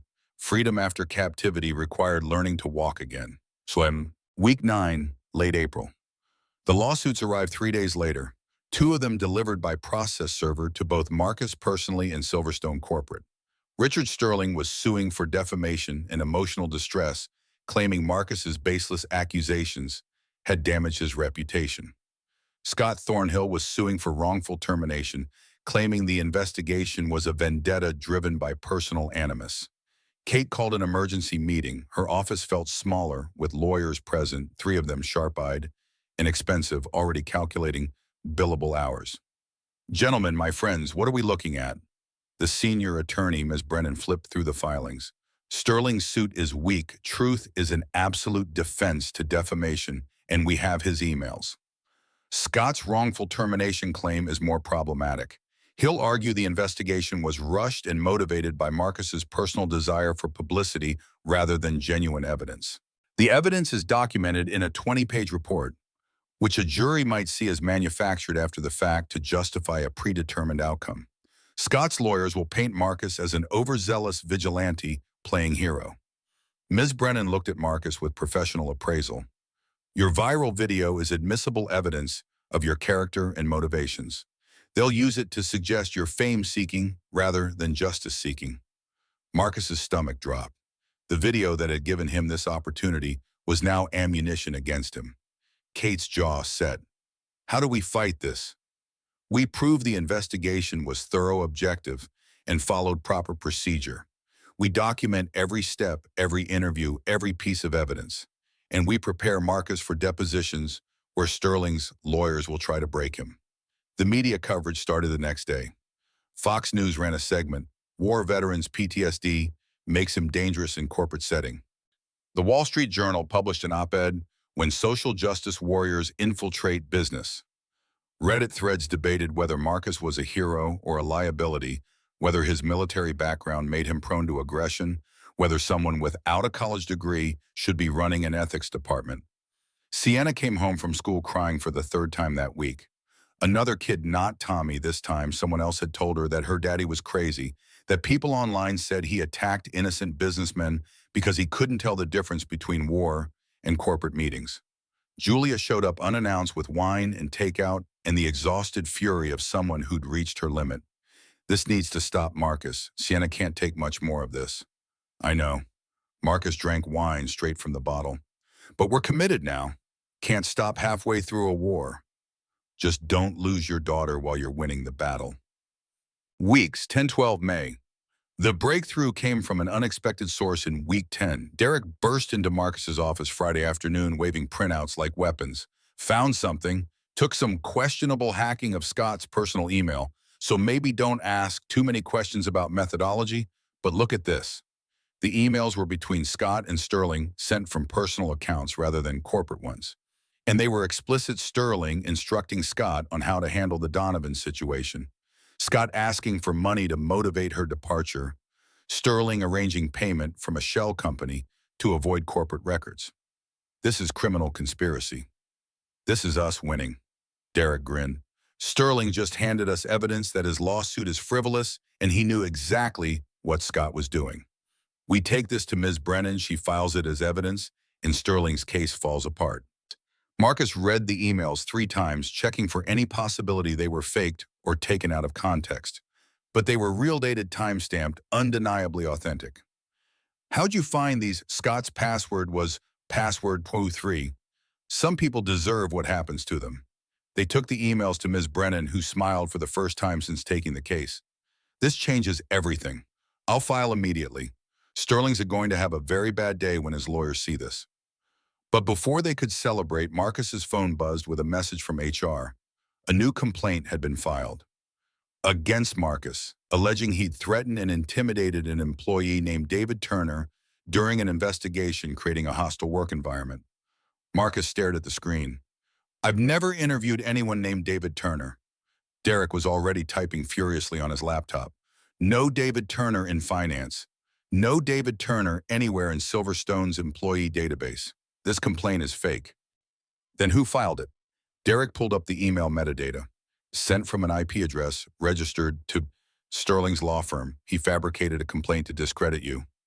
Patricia's expression went hard. That's fraud. We can prove it's fraud. But Marcus, the board, won't care. Bradford and Pearson will use this as ammunition to call for your termination regardless of whether it's real. The emergency board meeting was called for Friday morning of week 12. Marcus arrived early, found Kate already in her office, looking like she hadn't slept. They're going to try to fire you. Bradford convinced 3 board members that you're a liability. The vote will be 4 against keeping you 3-4. and your vote breaks the tie, which means I'm using CEO authority to override the board's judgment. Again, Kate rubbed her temples. Marcus, if I do this, I lose political capital I need for other fights. Bradford and Pearson might resign. Stock will drop. Investors will question my judgment. Then let me go. I don't want you to sacrifice your position for mine. That's not how this works. Kate's voice carried an absolute conviction. You did everything right. You followed procedure, documented evidence, protected victims who couldn't protect themselves. If the board fires you for that, I fire the board. The meeting felt like a trial. Bradford laid out his case. Marcus was inexperienced, overzealous, had brought massive legal liability to the company, and now faced credible complaints about his own conduct. The David Turner allegation, even if fabricated, showed that employees feared Marcus's aggression. Patterson countered the Turner complaint was provably false, fabricated by Sterling's legal team, and using it as justification was participating in the same corrupt system they just dismantled. The argument spiraled. Marcus sat silent, watching his fate decided by people who'd never mopped a floor or filed a legitimate harassment complaint or understood what it cost to stand up when standing up meant losing everything. The vote came down exactly as Kate predicted. 4-3 against keeping Marcus. Kate didn't hesitate. As CEO, I vote to retain Marcus Wright. If any board member finds this decision unacceptable, your resignation will be accepted effective immediately. Bradford and Pearson stood simultaneously. This is unconscionable. You're choosing a janitor with PTSD over the board's judgment. I'm choosing integrity over politics. There's the door. They left. Kate turned to the remaining members. Anyone else? Silence. Good. Meeting adjourned. Marcus followed Kate back to her office, waited until the door closed before speaking. You just lost 2 board members. The stock is going to tank. Investors will revolt. Let them. Kate poured herself water with shaking hands. I'm tired of making decisions based on fear of consequences. Sterling tried to destroy you with a fake complaint. If I'd let the board fire you, we'd be telling every predator in corporate America that all they need to defeat accountability is a well-placed lie. This is going to cost you. Good things usually do. They stood in silence, the weight of what they'd just survived settling over them like dust after demolition. Kate, I need to ask you something. Why are you doing this? Really, not the official answer about company values, the real reason. She was quiet for so long. Marcus thought she wouldn't answer, finally spoke, voice barely above a whisper. 3 years ago, my husband was driving drunk. We hit a semi. He walked away with scratches. I woke up in a hospital bed, unable to feel my legs. Doctors told me I'd never walk again. Physical therapy, experimental treatments, nothing worked. And my husband, the man I'd loved, trusted, built a life with, he stayed for 6 months. Then told me he'd married a whole woman, not a broken one, and left. Marcus's chest tightened. For a year, I wanted to die. Genuinely wanted it. Built this company into something powerful, climbed corporate ladders, proved I could succeed despite the wheelchair. But inside, I was screaming, waiting for someone and anyone to see me as more than either inspiration porn or an object of pity. And then you stepped forward at that gala, not because you felt sorry for me, because Richard Sterling was being cruel and you don't tolerate cruelty. Kate's hands were shaking now, the careful control finally cracking. For the first time in 3 years, someone saw me. Not the wheelchair, not the CEO, just Catherine Bennett getting humiliated, and you decided that mattered more than your job security. Marcus moved without thinking, knelt beside her wheelchair, so they were eye level. Kate, I'm not finished. Tears tracked down her face, but her voice stayed steady. You showed me what courage looks like when it's not about being fearless. It's about being terrified and doing it anyway. That's why I'm backing you, because you reminded me who I wanted to be. Something shifted in the space between them. Marcus saw past the CEO, past the armor she wore to survive boardrooms and investor calls. Saw a woman who'd survived catastrophic loss and built something meaningful from the wreckage. Saw someone strong enough to be vulnerable. His hand moved to hers, fingers intertwining. Kate's breath caught. Marcus, I see you, not the chair, not the title, just you. They stayed like that, hands clasped, something fragile and terrifying building between them. Marcus felt the magnetic inevitability of two people who'd survived their own separate hells recognizing each other across the distance. Kate leaned forward. Marcus rose slightly. Their faces were inches apart, her breath warm against his mouth. He pulled back. I can't. Kate, I want to, but I can't. Hurt flashed across her face before the professional mask slammed back into place. Because of the wheelchair.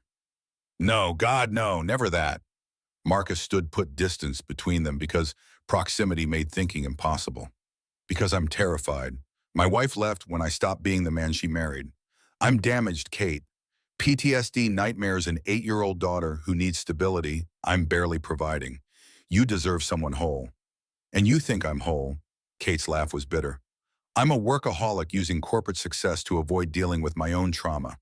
I haven't dated since the divorce because I'm terrified of watching someone realize they don't want a woman who can't walk.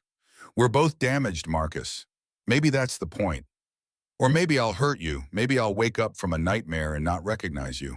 Maybe Sienna will resent you for taking attention away from her, or maybe 1,000 things will go wrong and you'll be collateral damage. Those are all excuses. They're all true. Kate's expression softened. When you're ready, if you're ever ready, I'll be here. But Marcus, you're not as broken as you think you are, and neither am I. Marcus left before he could change his mind, took the elevator down feeling like he'd just walked away from something irreplaceable and necessary and terrifying. His phone buzzed as he hit the lobby, text from a number he didn't recognize.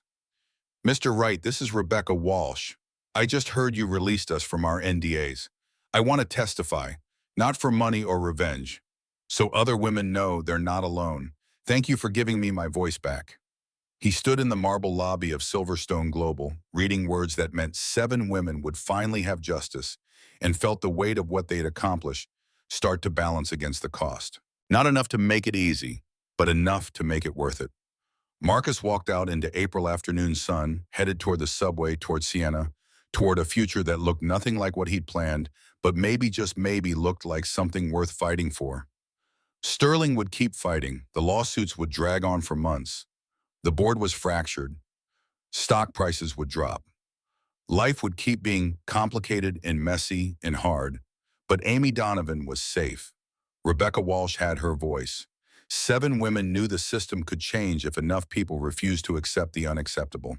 And Marcus Thorne Wright, former soldier, former janitor, current ethics director, was learning that transformation hurt and cost everything, and was sometimes the only way forward. The butterfly wasn't born. It was earned through dissolution and reconstruction and the terrifying faith that wings would form from liquid chaos. He was still in the liquid stage, but somewhere ahead, he could almost see the possibility of flight. Revised full story. Part 3 of 3, Part 3, Transformation Revised section. A Discovery and Depositions May, July year 2 months, 07. The discovery phase began with Derek's questionable hacking, but the real treasure emerged 3 weeks into depositions when Sterling's attorneys were legally required to produce all relevant communications. Marcus sat in Kate's conference room, surrounded by boxes of printed emails, each one another brick in the wall they were building. Ms. Brennan spread the most damning ones across the table like a prosecutor arranging murder weapons. These go back 5 years. Sterling wasn't just aware of Scott's behavior, he was recruiting other managers to use the same playbook. Look at this one, to a VP in operations.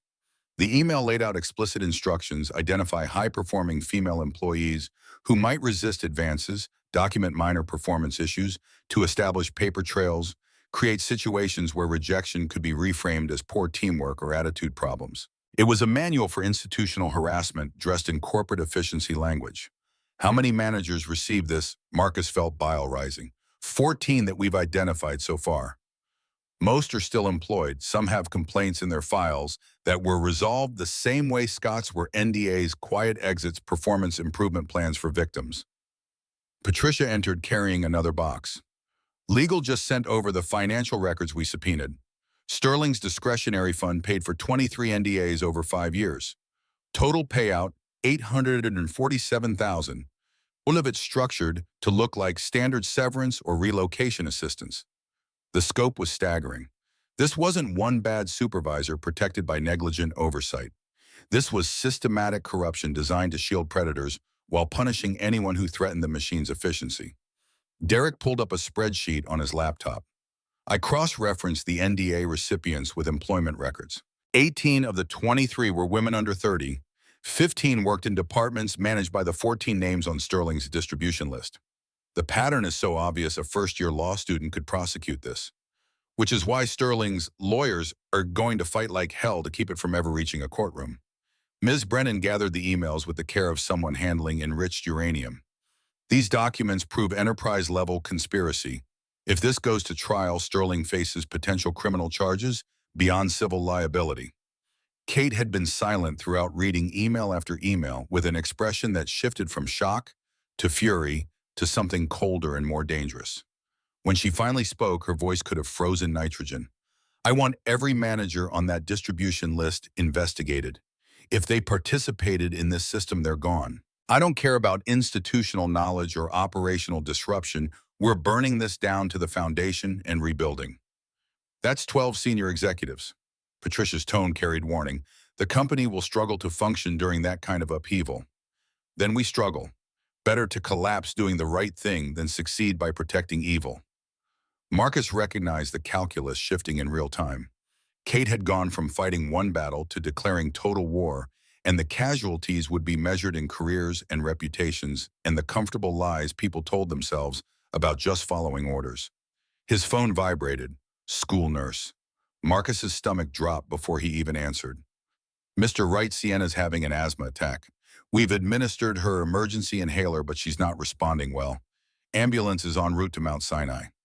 The conference room disappeared. Marcus was already moving, grabbing his jacket, calling Julia to meet him at the hospital because his hands were shaking too badly to drive, and rational thought had been replaced by pure primal terror. Kate appeared beside him at the elevator. I'm coming with you. You don't have to. I'm coming. They rode in a taxi. Marcus didn't remember hailing Kate's wheelchair folded in the trunk, neither of them speaking, because words felt insufficient against the roar of fear. Sienna was supposed to be safe at school. Sienna was supposed to be protected from the chaos Marcus had invited into their lives. Sienna was 8 years old and couldn't breathe, and that was the only fact that mattered. Mount Sinai's emergency department operated on a different timescale, simultaneously glacial and frantic doctors moving with purposeful urgency, while Marcus stood frozen in a waiting room that smelled like antiseptic and despair. Julia arrived 17 minutes later, pulled him into a hug that nearly broke the last threads of his composure. She's going to be fine. Sienna's strong. This is my fault. The stress, the bullying, the constant uncertainty. I did this to her. You did your job. That's not the same as hurting your daughter. A doctor emerged an hour later looking tired but not devastated, which Marcus chose to interpret as good news. Sienna's stable. The attack was triggered by acute anxiety. We've got her on supplemental oxygen and steroids. She'll need to stay overnight for observation, but her lungs are responding to treatment. Can I see her, Bondion? Room 437. But Mr. Wright, we need to talk about stress management. This is her second severe attack in 6 months. The environmental triggers you mentioned in school bullying, family instability, those need to be addressed or we'll keep seeing her in this ER.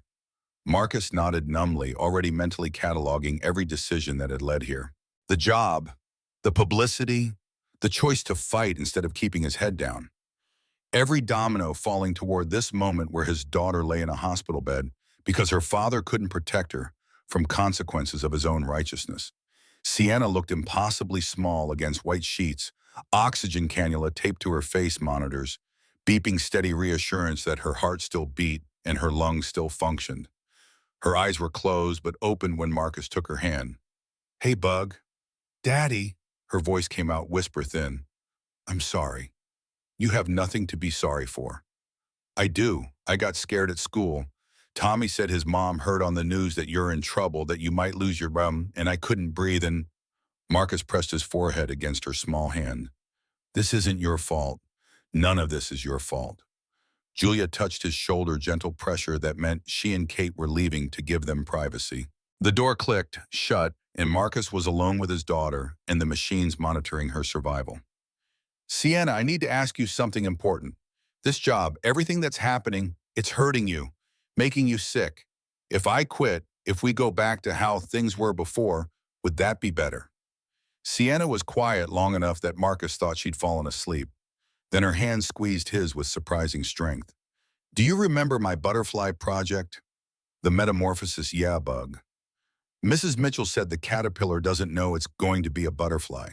When it's in the chrysalis turning to goo, it probably thinks it's dying, but it's not dying. It's changing into something that can fly. Marcus's throat closed. Maybe you are in the goo part, Daddy, and it's scary and it hurts and you want it to stop. But if you stop now, you never get to fly. You never get to be the person who helps people like that Lady Amy. But if it costs you, I'm okay. Sienna's eyes held clarity beyond her years. I got scared, but I'm okay. And I'd rather have a daddy who's scared but brave than a daddy who's safe but sad. Something fundamental shifted in Marcus's chest. His 8-year-old daughter had just given him permission to keep fighting, had offered absolution he didn't deserve and couldn't reject. She was choosing courage over comfort, asking him to model the lessons he'd taught her, even when those lessons hurt. I love you so much, Sienna Grace. I know. That's why you wanted to quit. But don't finish your butterfly thing.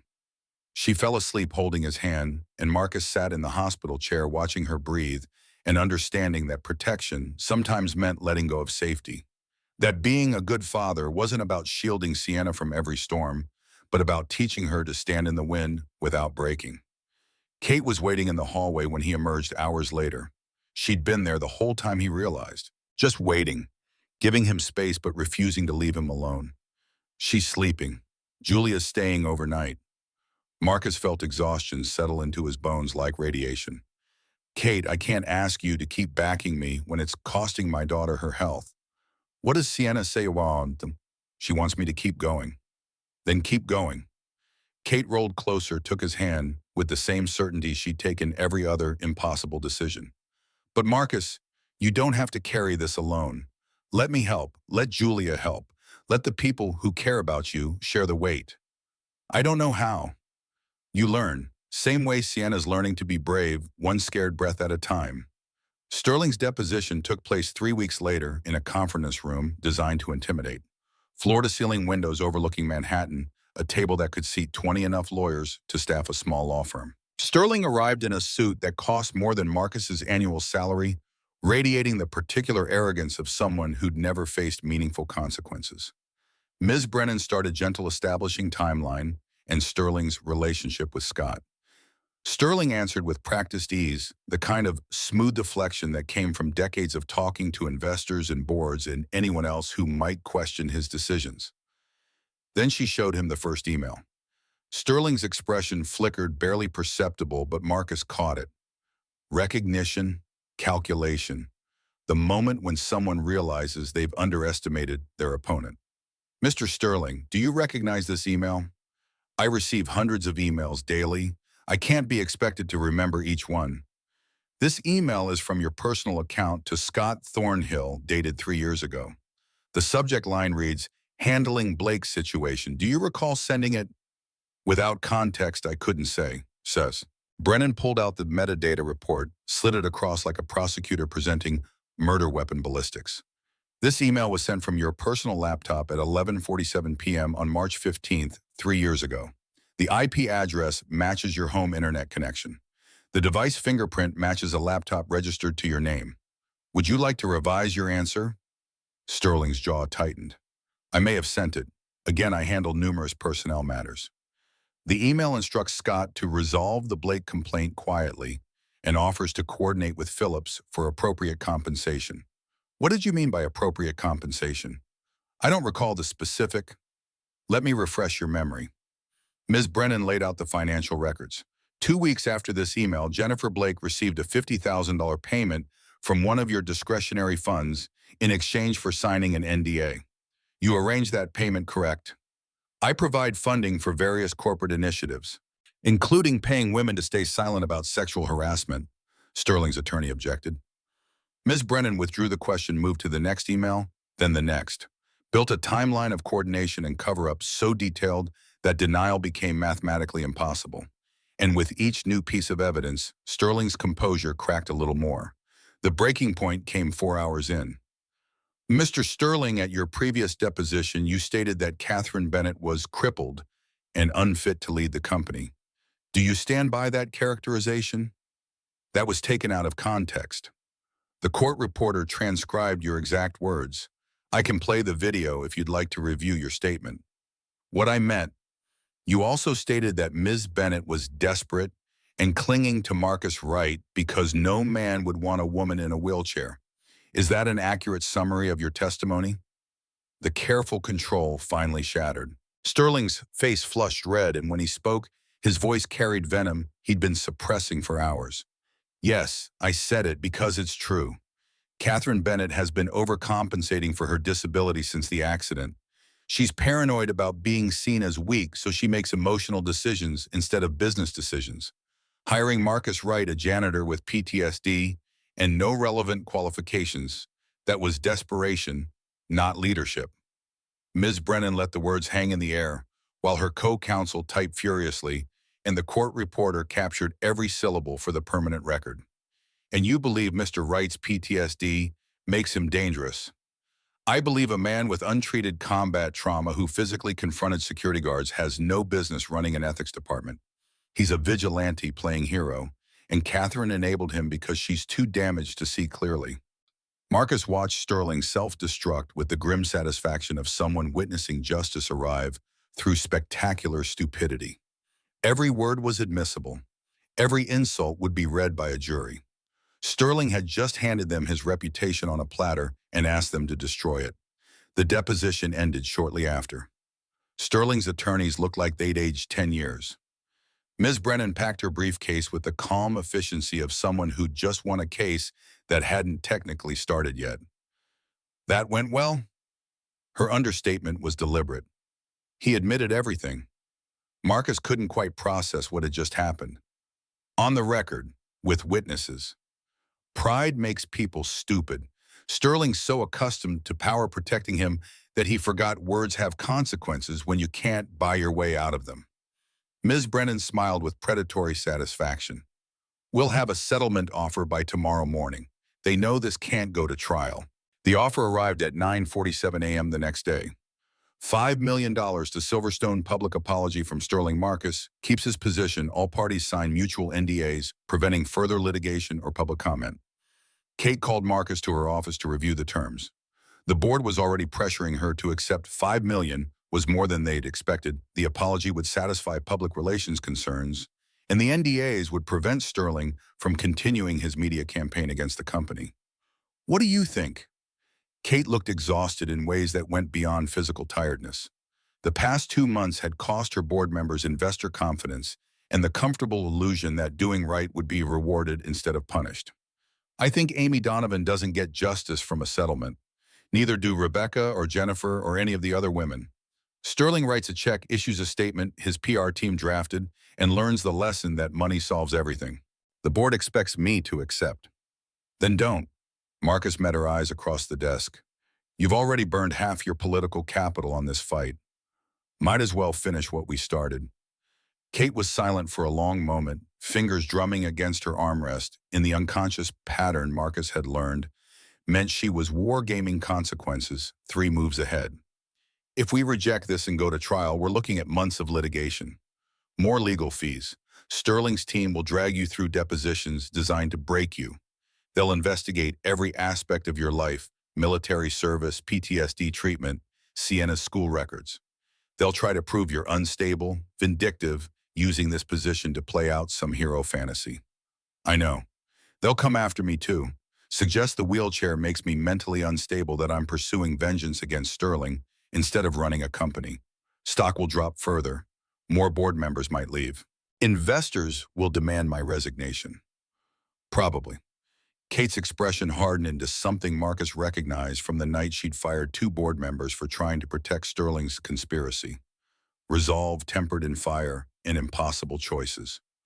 Inform Ms. Brennan we're rejecting the settlement. We go to trial. Section B, trial preparation. August, October year, 2 months, 8:10.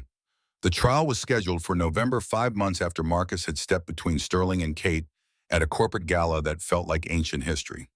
Those months passed in controlled preparation, witness prep, document, review, mock examinations, where Ms. Brennan played hostile attorney and tried to make Marcus lose his temper or contradict himself. Sienna started therapy in August, processing the anxiety that had sent her to the emergency room. Her therapist was Dr. Sarah Morrison, a woman who specialized in children dealing with parent-related stress. She taught Sienna breathing exercises and coping mechanisms and gave her permission to be angry about the situation instead of pretending everything was fine. Julia attended every session, took notes, helped Sienna practice the techniques at home. Marcus tried not to think about how Julia's own job was suffering while she picked up his parental slack, tried not to calculate the debt he was accumulating to people who loved him enough to carry weight he couldn't manage alone. Kate and Marcus developed a rhythm that wasn't quite friendship and wasn't quite romance, but contained elements of both. Coffee meetings that ran long, strategy sessions that veered into personal territory, moments when their hands touched and neither pulled away immediately. The awareness between them grew like pressure before a storm building towards something inevitable that neither was quite ready to name. 2 weeks before trial, Marcus found Kate working late in her office despite the building being mostly empty. He knocked entered when she gestured sat across from her in the visitor's chair that had become his unofficial spot. You should go home, sleep. Trial starts Monday. Can't sleep anyway, might as well be productive. Kate closed her laptop, rubbed eyes that carried evidence of too many 16-hour days. Marcus, I need to tell you something. Okay. When you pulled away, that day in this office when I thought we might, she started again. I told you I'd wait until you were ready. I meant it. But I need you to know waiting doesn't mean I've stopped wanting. Marcus's breath caught. They danced around this for months, maintained professional boundaries that became harder to justify with each shared crisis. The pull between them had mass and gravity now bending space around their orbits. I'm scared. The admission came easier than expected.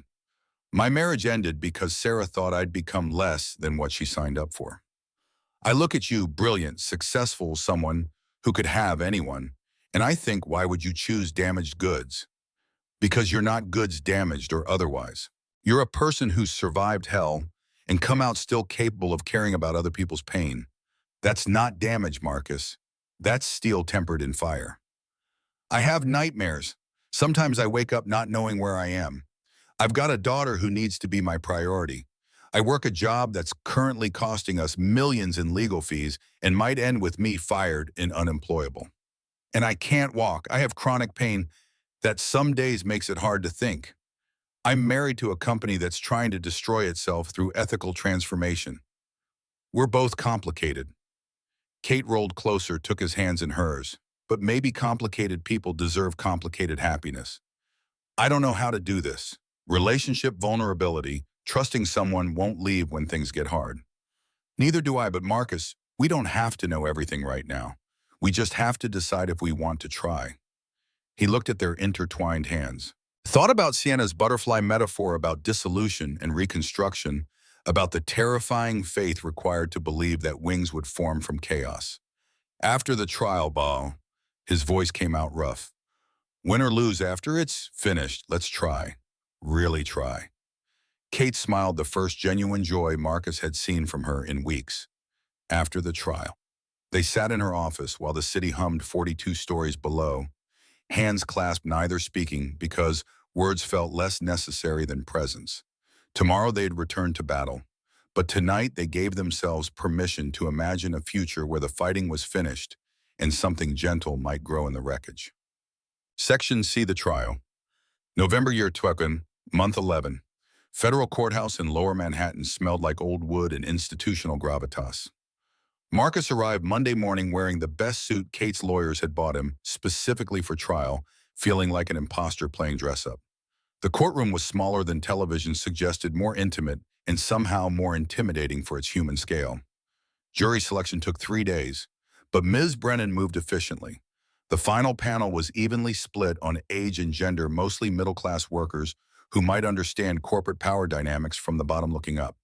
Opening statements began Thursday. Sterling's attorney, Robert Vance, painted Marcus as a glory-seeking vigilante who'd used false accusations to destroy an innocent investor's reputation. He painted Scott as a scapegoat, the harassment claims as vindictive lies, and the whole investigation as Marcus's attempt to manufacture heroism. Miss Brennan countered by walking the jury through 8 years of buried complaints, showing them the pattern of abuse and systematic cover-up. She introduced them to Amy, and Rebecca and Jennifer promised they'd hear testimony that would prove beyond doubt that Sterling had orchestrated institutional corruption. Amy took the stand Friday afternoon. Ms. Brennan walked her through the timeline, gently establishing Scott's escalating harassment, Amy's formal complaint, the retaliatory performance review. Amy's voice shook but held steady, and when Vance cross-examined her, she didn't waver.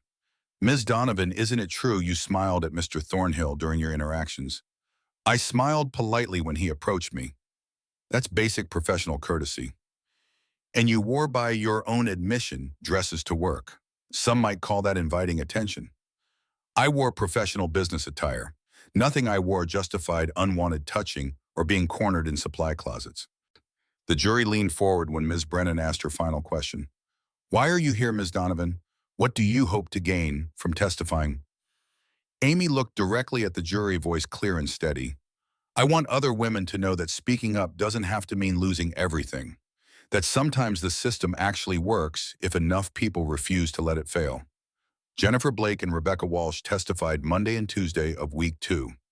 Each woman described her own harassment, the NDAs, the years of silence that had eaten away at them, until seeing Marcus's investigation gave them courage to speak again. Vance tried to paint them as motivated by money, but their testimony was too raw, too detailed, too clearly born from genuine trauma. Marcus took the stand Wednesday afternoon. Ms. Brennan walked him through his background: military service, the Silver Star, the decision to work as janitor to support Sienna. Established him as credible, competent, motivated by duty rather than glory. "What did you observe that night at the gala, Mr. Wright?" Richard Sterling was drunk. He approached Ms. Bennett and began making comments about her wheelchair, suggesting the Takahashi board had only accepted the merger out of pity. He implied she was unfit to lead because of her disability. She asked him to stop. He didn't. He got more aggressive, leaned into her space, made it clear he viewed her disability as weakness. Then he reached to touch her shoulder in a way that was clearly meant to be condescending. She flinched, and I couldn't watch anymore. "Why not?" Marcus took a breath, aware of the 12 jurors watching him, of Sterling glaring from the defense table, of Kate sitting in the gallery. "I spent 4 tours in places where powerful people abused vulnerable ones. Watched what happens when good people stay silent because intervening costs too much. I came home believing I'd left that behind, that America was supposed to be different. And then I watched 20 executives stand in a boardroom while a billionaire humiliated a woman in a wheelchair, and not one of them said a word." Vance's cross-examination tried to paint Marcus as aggressive, PTSD damaged, unable to distinguish between combat zones and corporate settings. But every question gave Marcus opportunity to clarify, to explain, to demonstrate that his trauma made him more perceptive about power dynamics rather than less. "Mr. Wright, you have nightmares about your military service, correct?" "I do, but I've never mistaken my daughter's bedroom for Kandahar. My PTSD is managed through therapy and medication. It doesn't make me dangerous." "But you did physically confront security guards at the gala." "I redirected their attempts to grab me using standard defensive techniques. Neither guard was injured. Both confirmed in their statements that I never attacked them." Marcus leaned forward slightly. "Mr. Vance, I'm not claiming to be perfect. I'm claiming to have done my job competently and honestly. Those aren't the same thing as being damaged." The jury nodded. Several took notes. Sterling took the stand. Thursday, Ms. Brennan demolished him methodically, showed him email after email, walked him through financial records, got him to admit he'd called Kate unfit to lead because of her wheelchair. "Mr. Sterling, you stated in your deposition that Ms. Bennett makes emotional decisions instead of business decisions because of her disability. Do you stand by that?" "I believe her judgment has been impaired by personal trauma, yes." "Sentiment that resulted in exposing your systematic cover-up of sexual harassment. Sentiment that revealed you'd spent nearly $1 million silencing victims. Sentiment that proved you'd coordinated with managers across the company to protect predators at the expense of vulnerable employees, Miss Amon."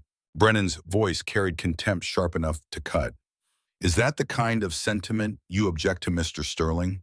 The kind that prioritizes people over profit?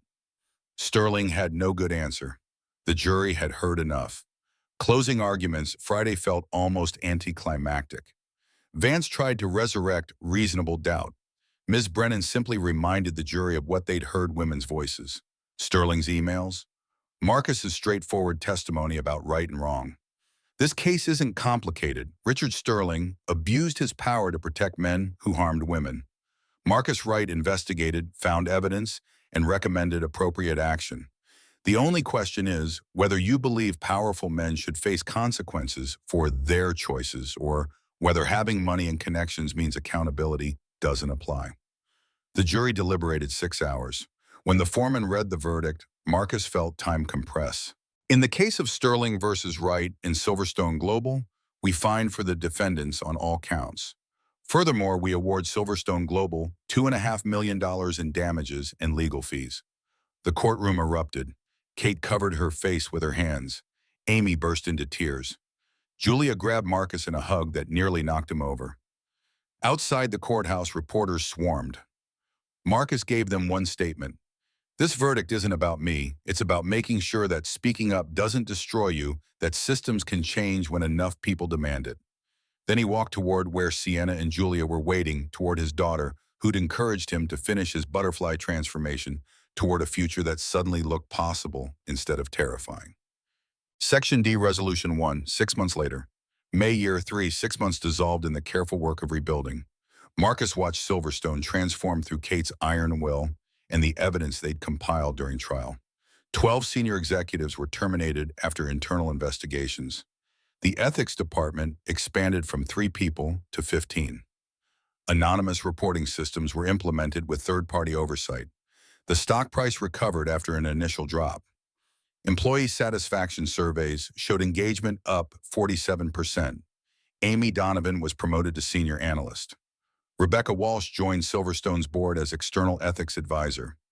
Jennifer Blake started a nonprofit supporting harassment victims. Colonel Patterson attended the 6-month celebration dinner, though he'd retired from the board. Found Marcus at the bar. Proud of you, Sergeant. 12 lives you saved in Kandahar. 94 complaints resolved here. You're still in the business of bringing people home. Different kind of war, sir. Same principles. Protect those who can't protect themselves. Lead from the front, never leave anyone behind. Patterson clasped his shoulder. Your father would have been proud too. Marcus's throat tightened. His father had died when he was 12. Patterson, knowing that remembering it meant something. Kate called him to her office one afternoon in late May, 6 months and 2 weeks after the verdict. Marcus arrived expecting another case review, found her standing beside her desk in a way that made his breath catch. She was using crutches. Still needed the wheelchair for long distances, but physical therapy and experimental treatments had given her some mobility back. Not much, but enough to stand when she chose to. Kate, don't, she smiled. This doesn't mean I'm fixed. Some days I can stand for 10 minutes. Other days the pain is too much. But I wanted to be eye level when I asked you something. Marcus crossed to her close enough to catch her if she fell far enough to give her space. We said after the trial, it's been 6 months. I'm done waiting, Marcus. I'm done pretending this is just friendship or professional respect. I'm in love with you, and I need to know if you feel the same. Every excuse Marcus had used to keep distance between them evaporated. The fear of failure, the worry about Sienna, the certainty he'd eventually hurt someone who trusted him, all of it felt like cowardice dressed as caution. I'm terrified of this. I know. I'm still damaged. Still have nightmares. Still wake up sometimes not knowing where I am. I know. And I love you anyway. Have loved you since you stood in this office and told me you'd fight even when fighting cost everything. Kate's smile could have powered the eastern seaboard. She set down her crutches, let Marcus catch her weight as he pulled her close. Their first kiss tasted like victory and vulnerability, and the particular sweetness of something earned through suffering. When they finally separated, Kate was crying, and Marcus realized he was too. Sienna might not be ready for this. We need to go slow, let her adjust.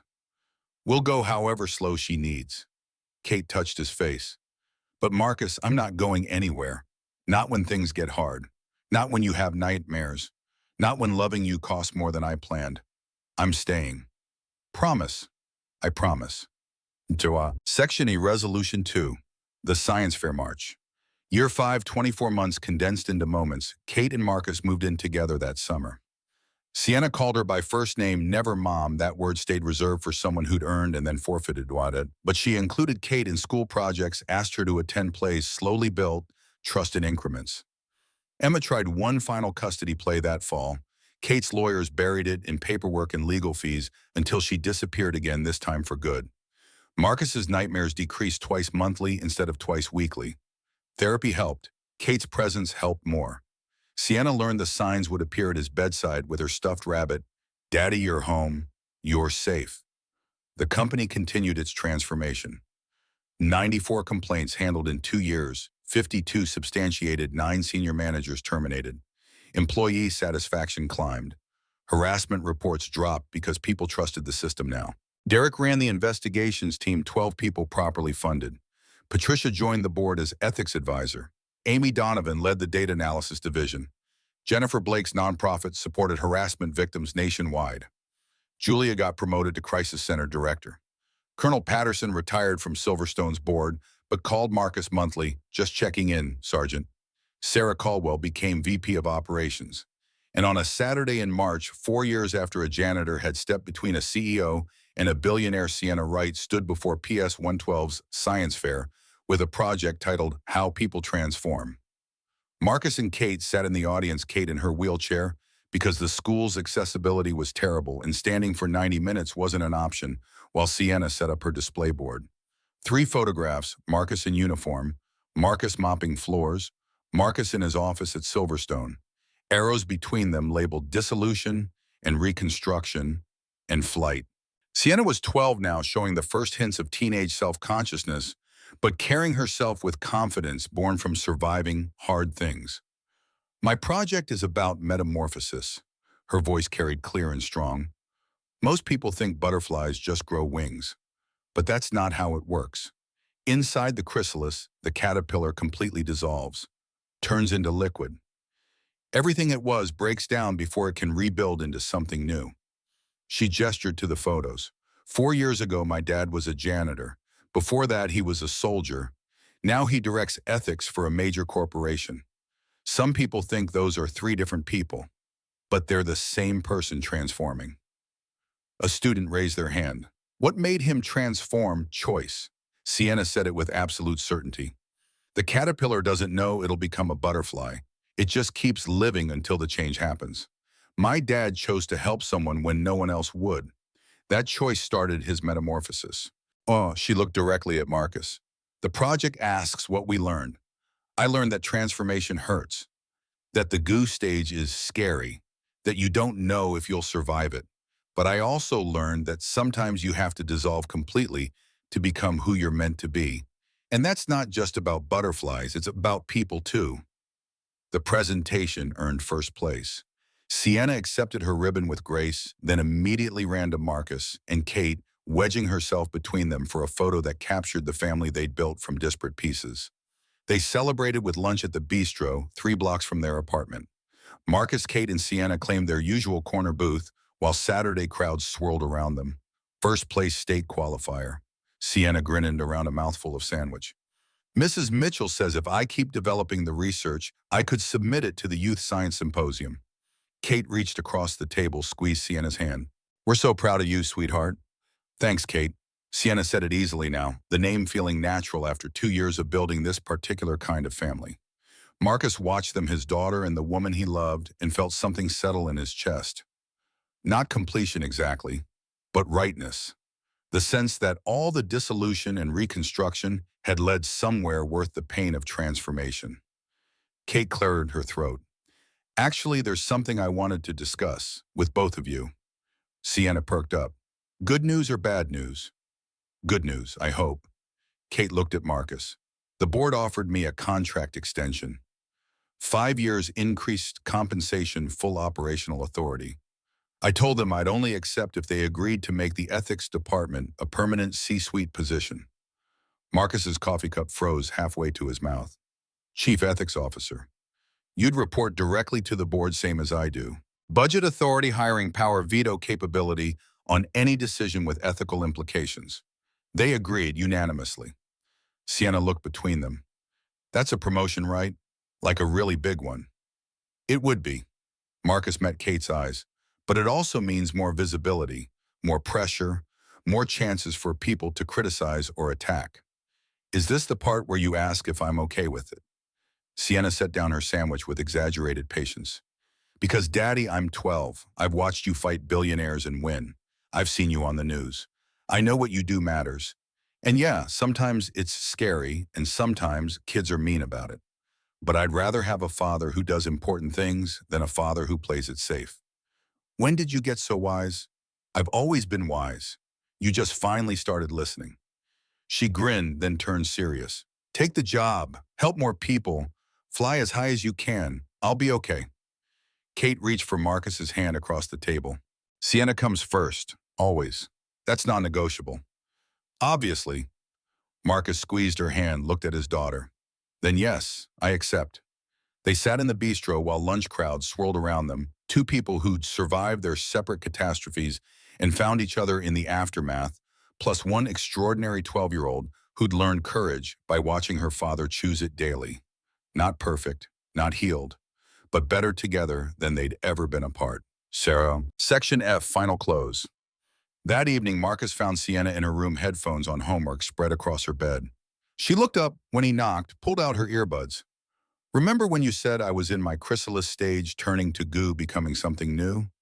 Of course, that was literally my whole science project. Marcus smiled. I think the transformation is finished. I think I've got wings now. That's good, right? Flying is the whole point. Sienna studied him. You look different, less worried. I am less worried, not about everything, but about whether the fight was worth it.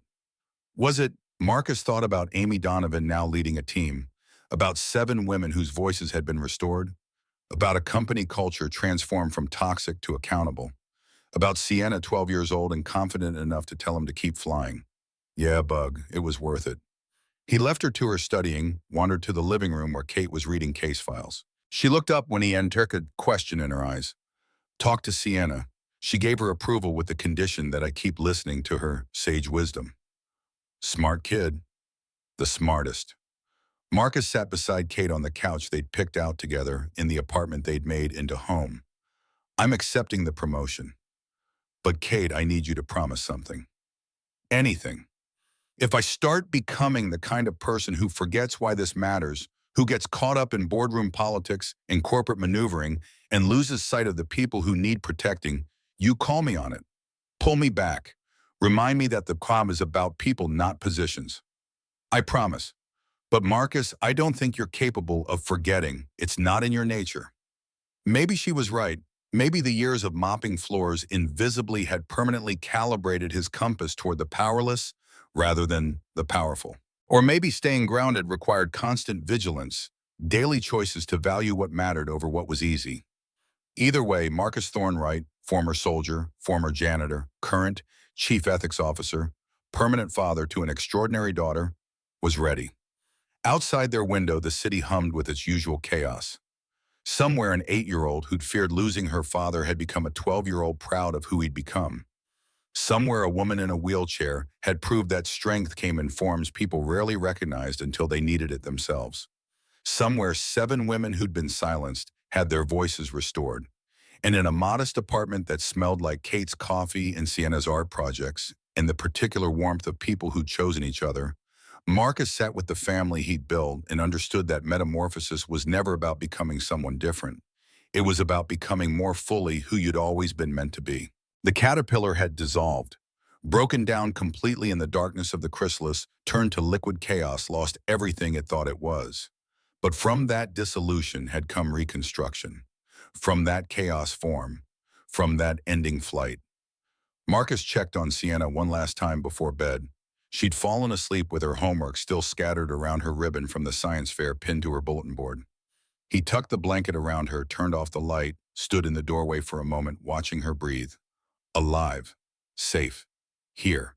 The 3 words that still mattered more than any prayer. The butterfly remembered being a caterpillar. remembered the ground, the slow crawl, the vulnerability of having no wings. But it flew anyway. And sometimes not every day, but often enough to matter. Flying felt less like defying gravity and more like finally coming home.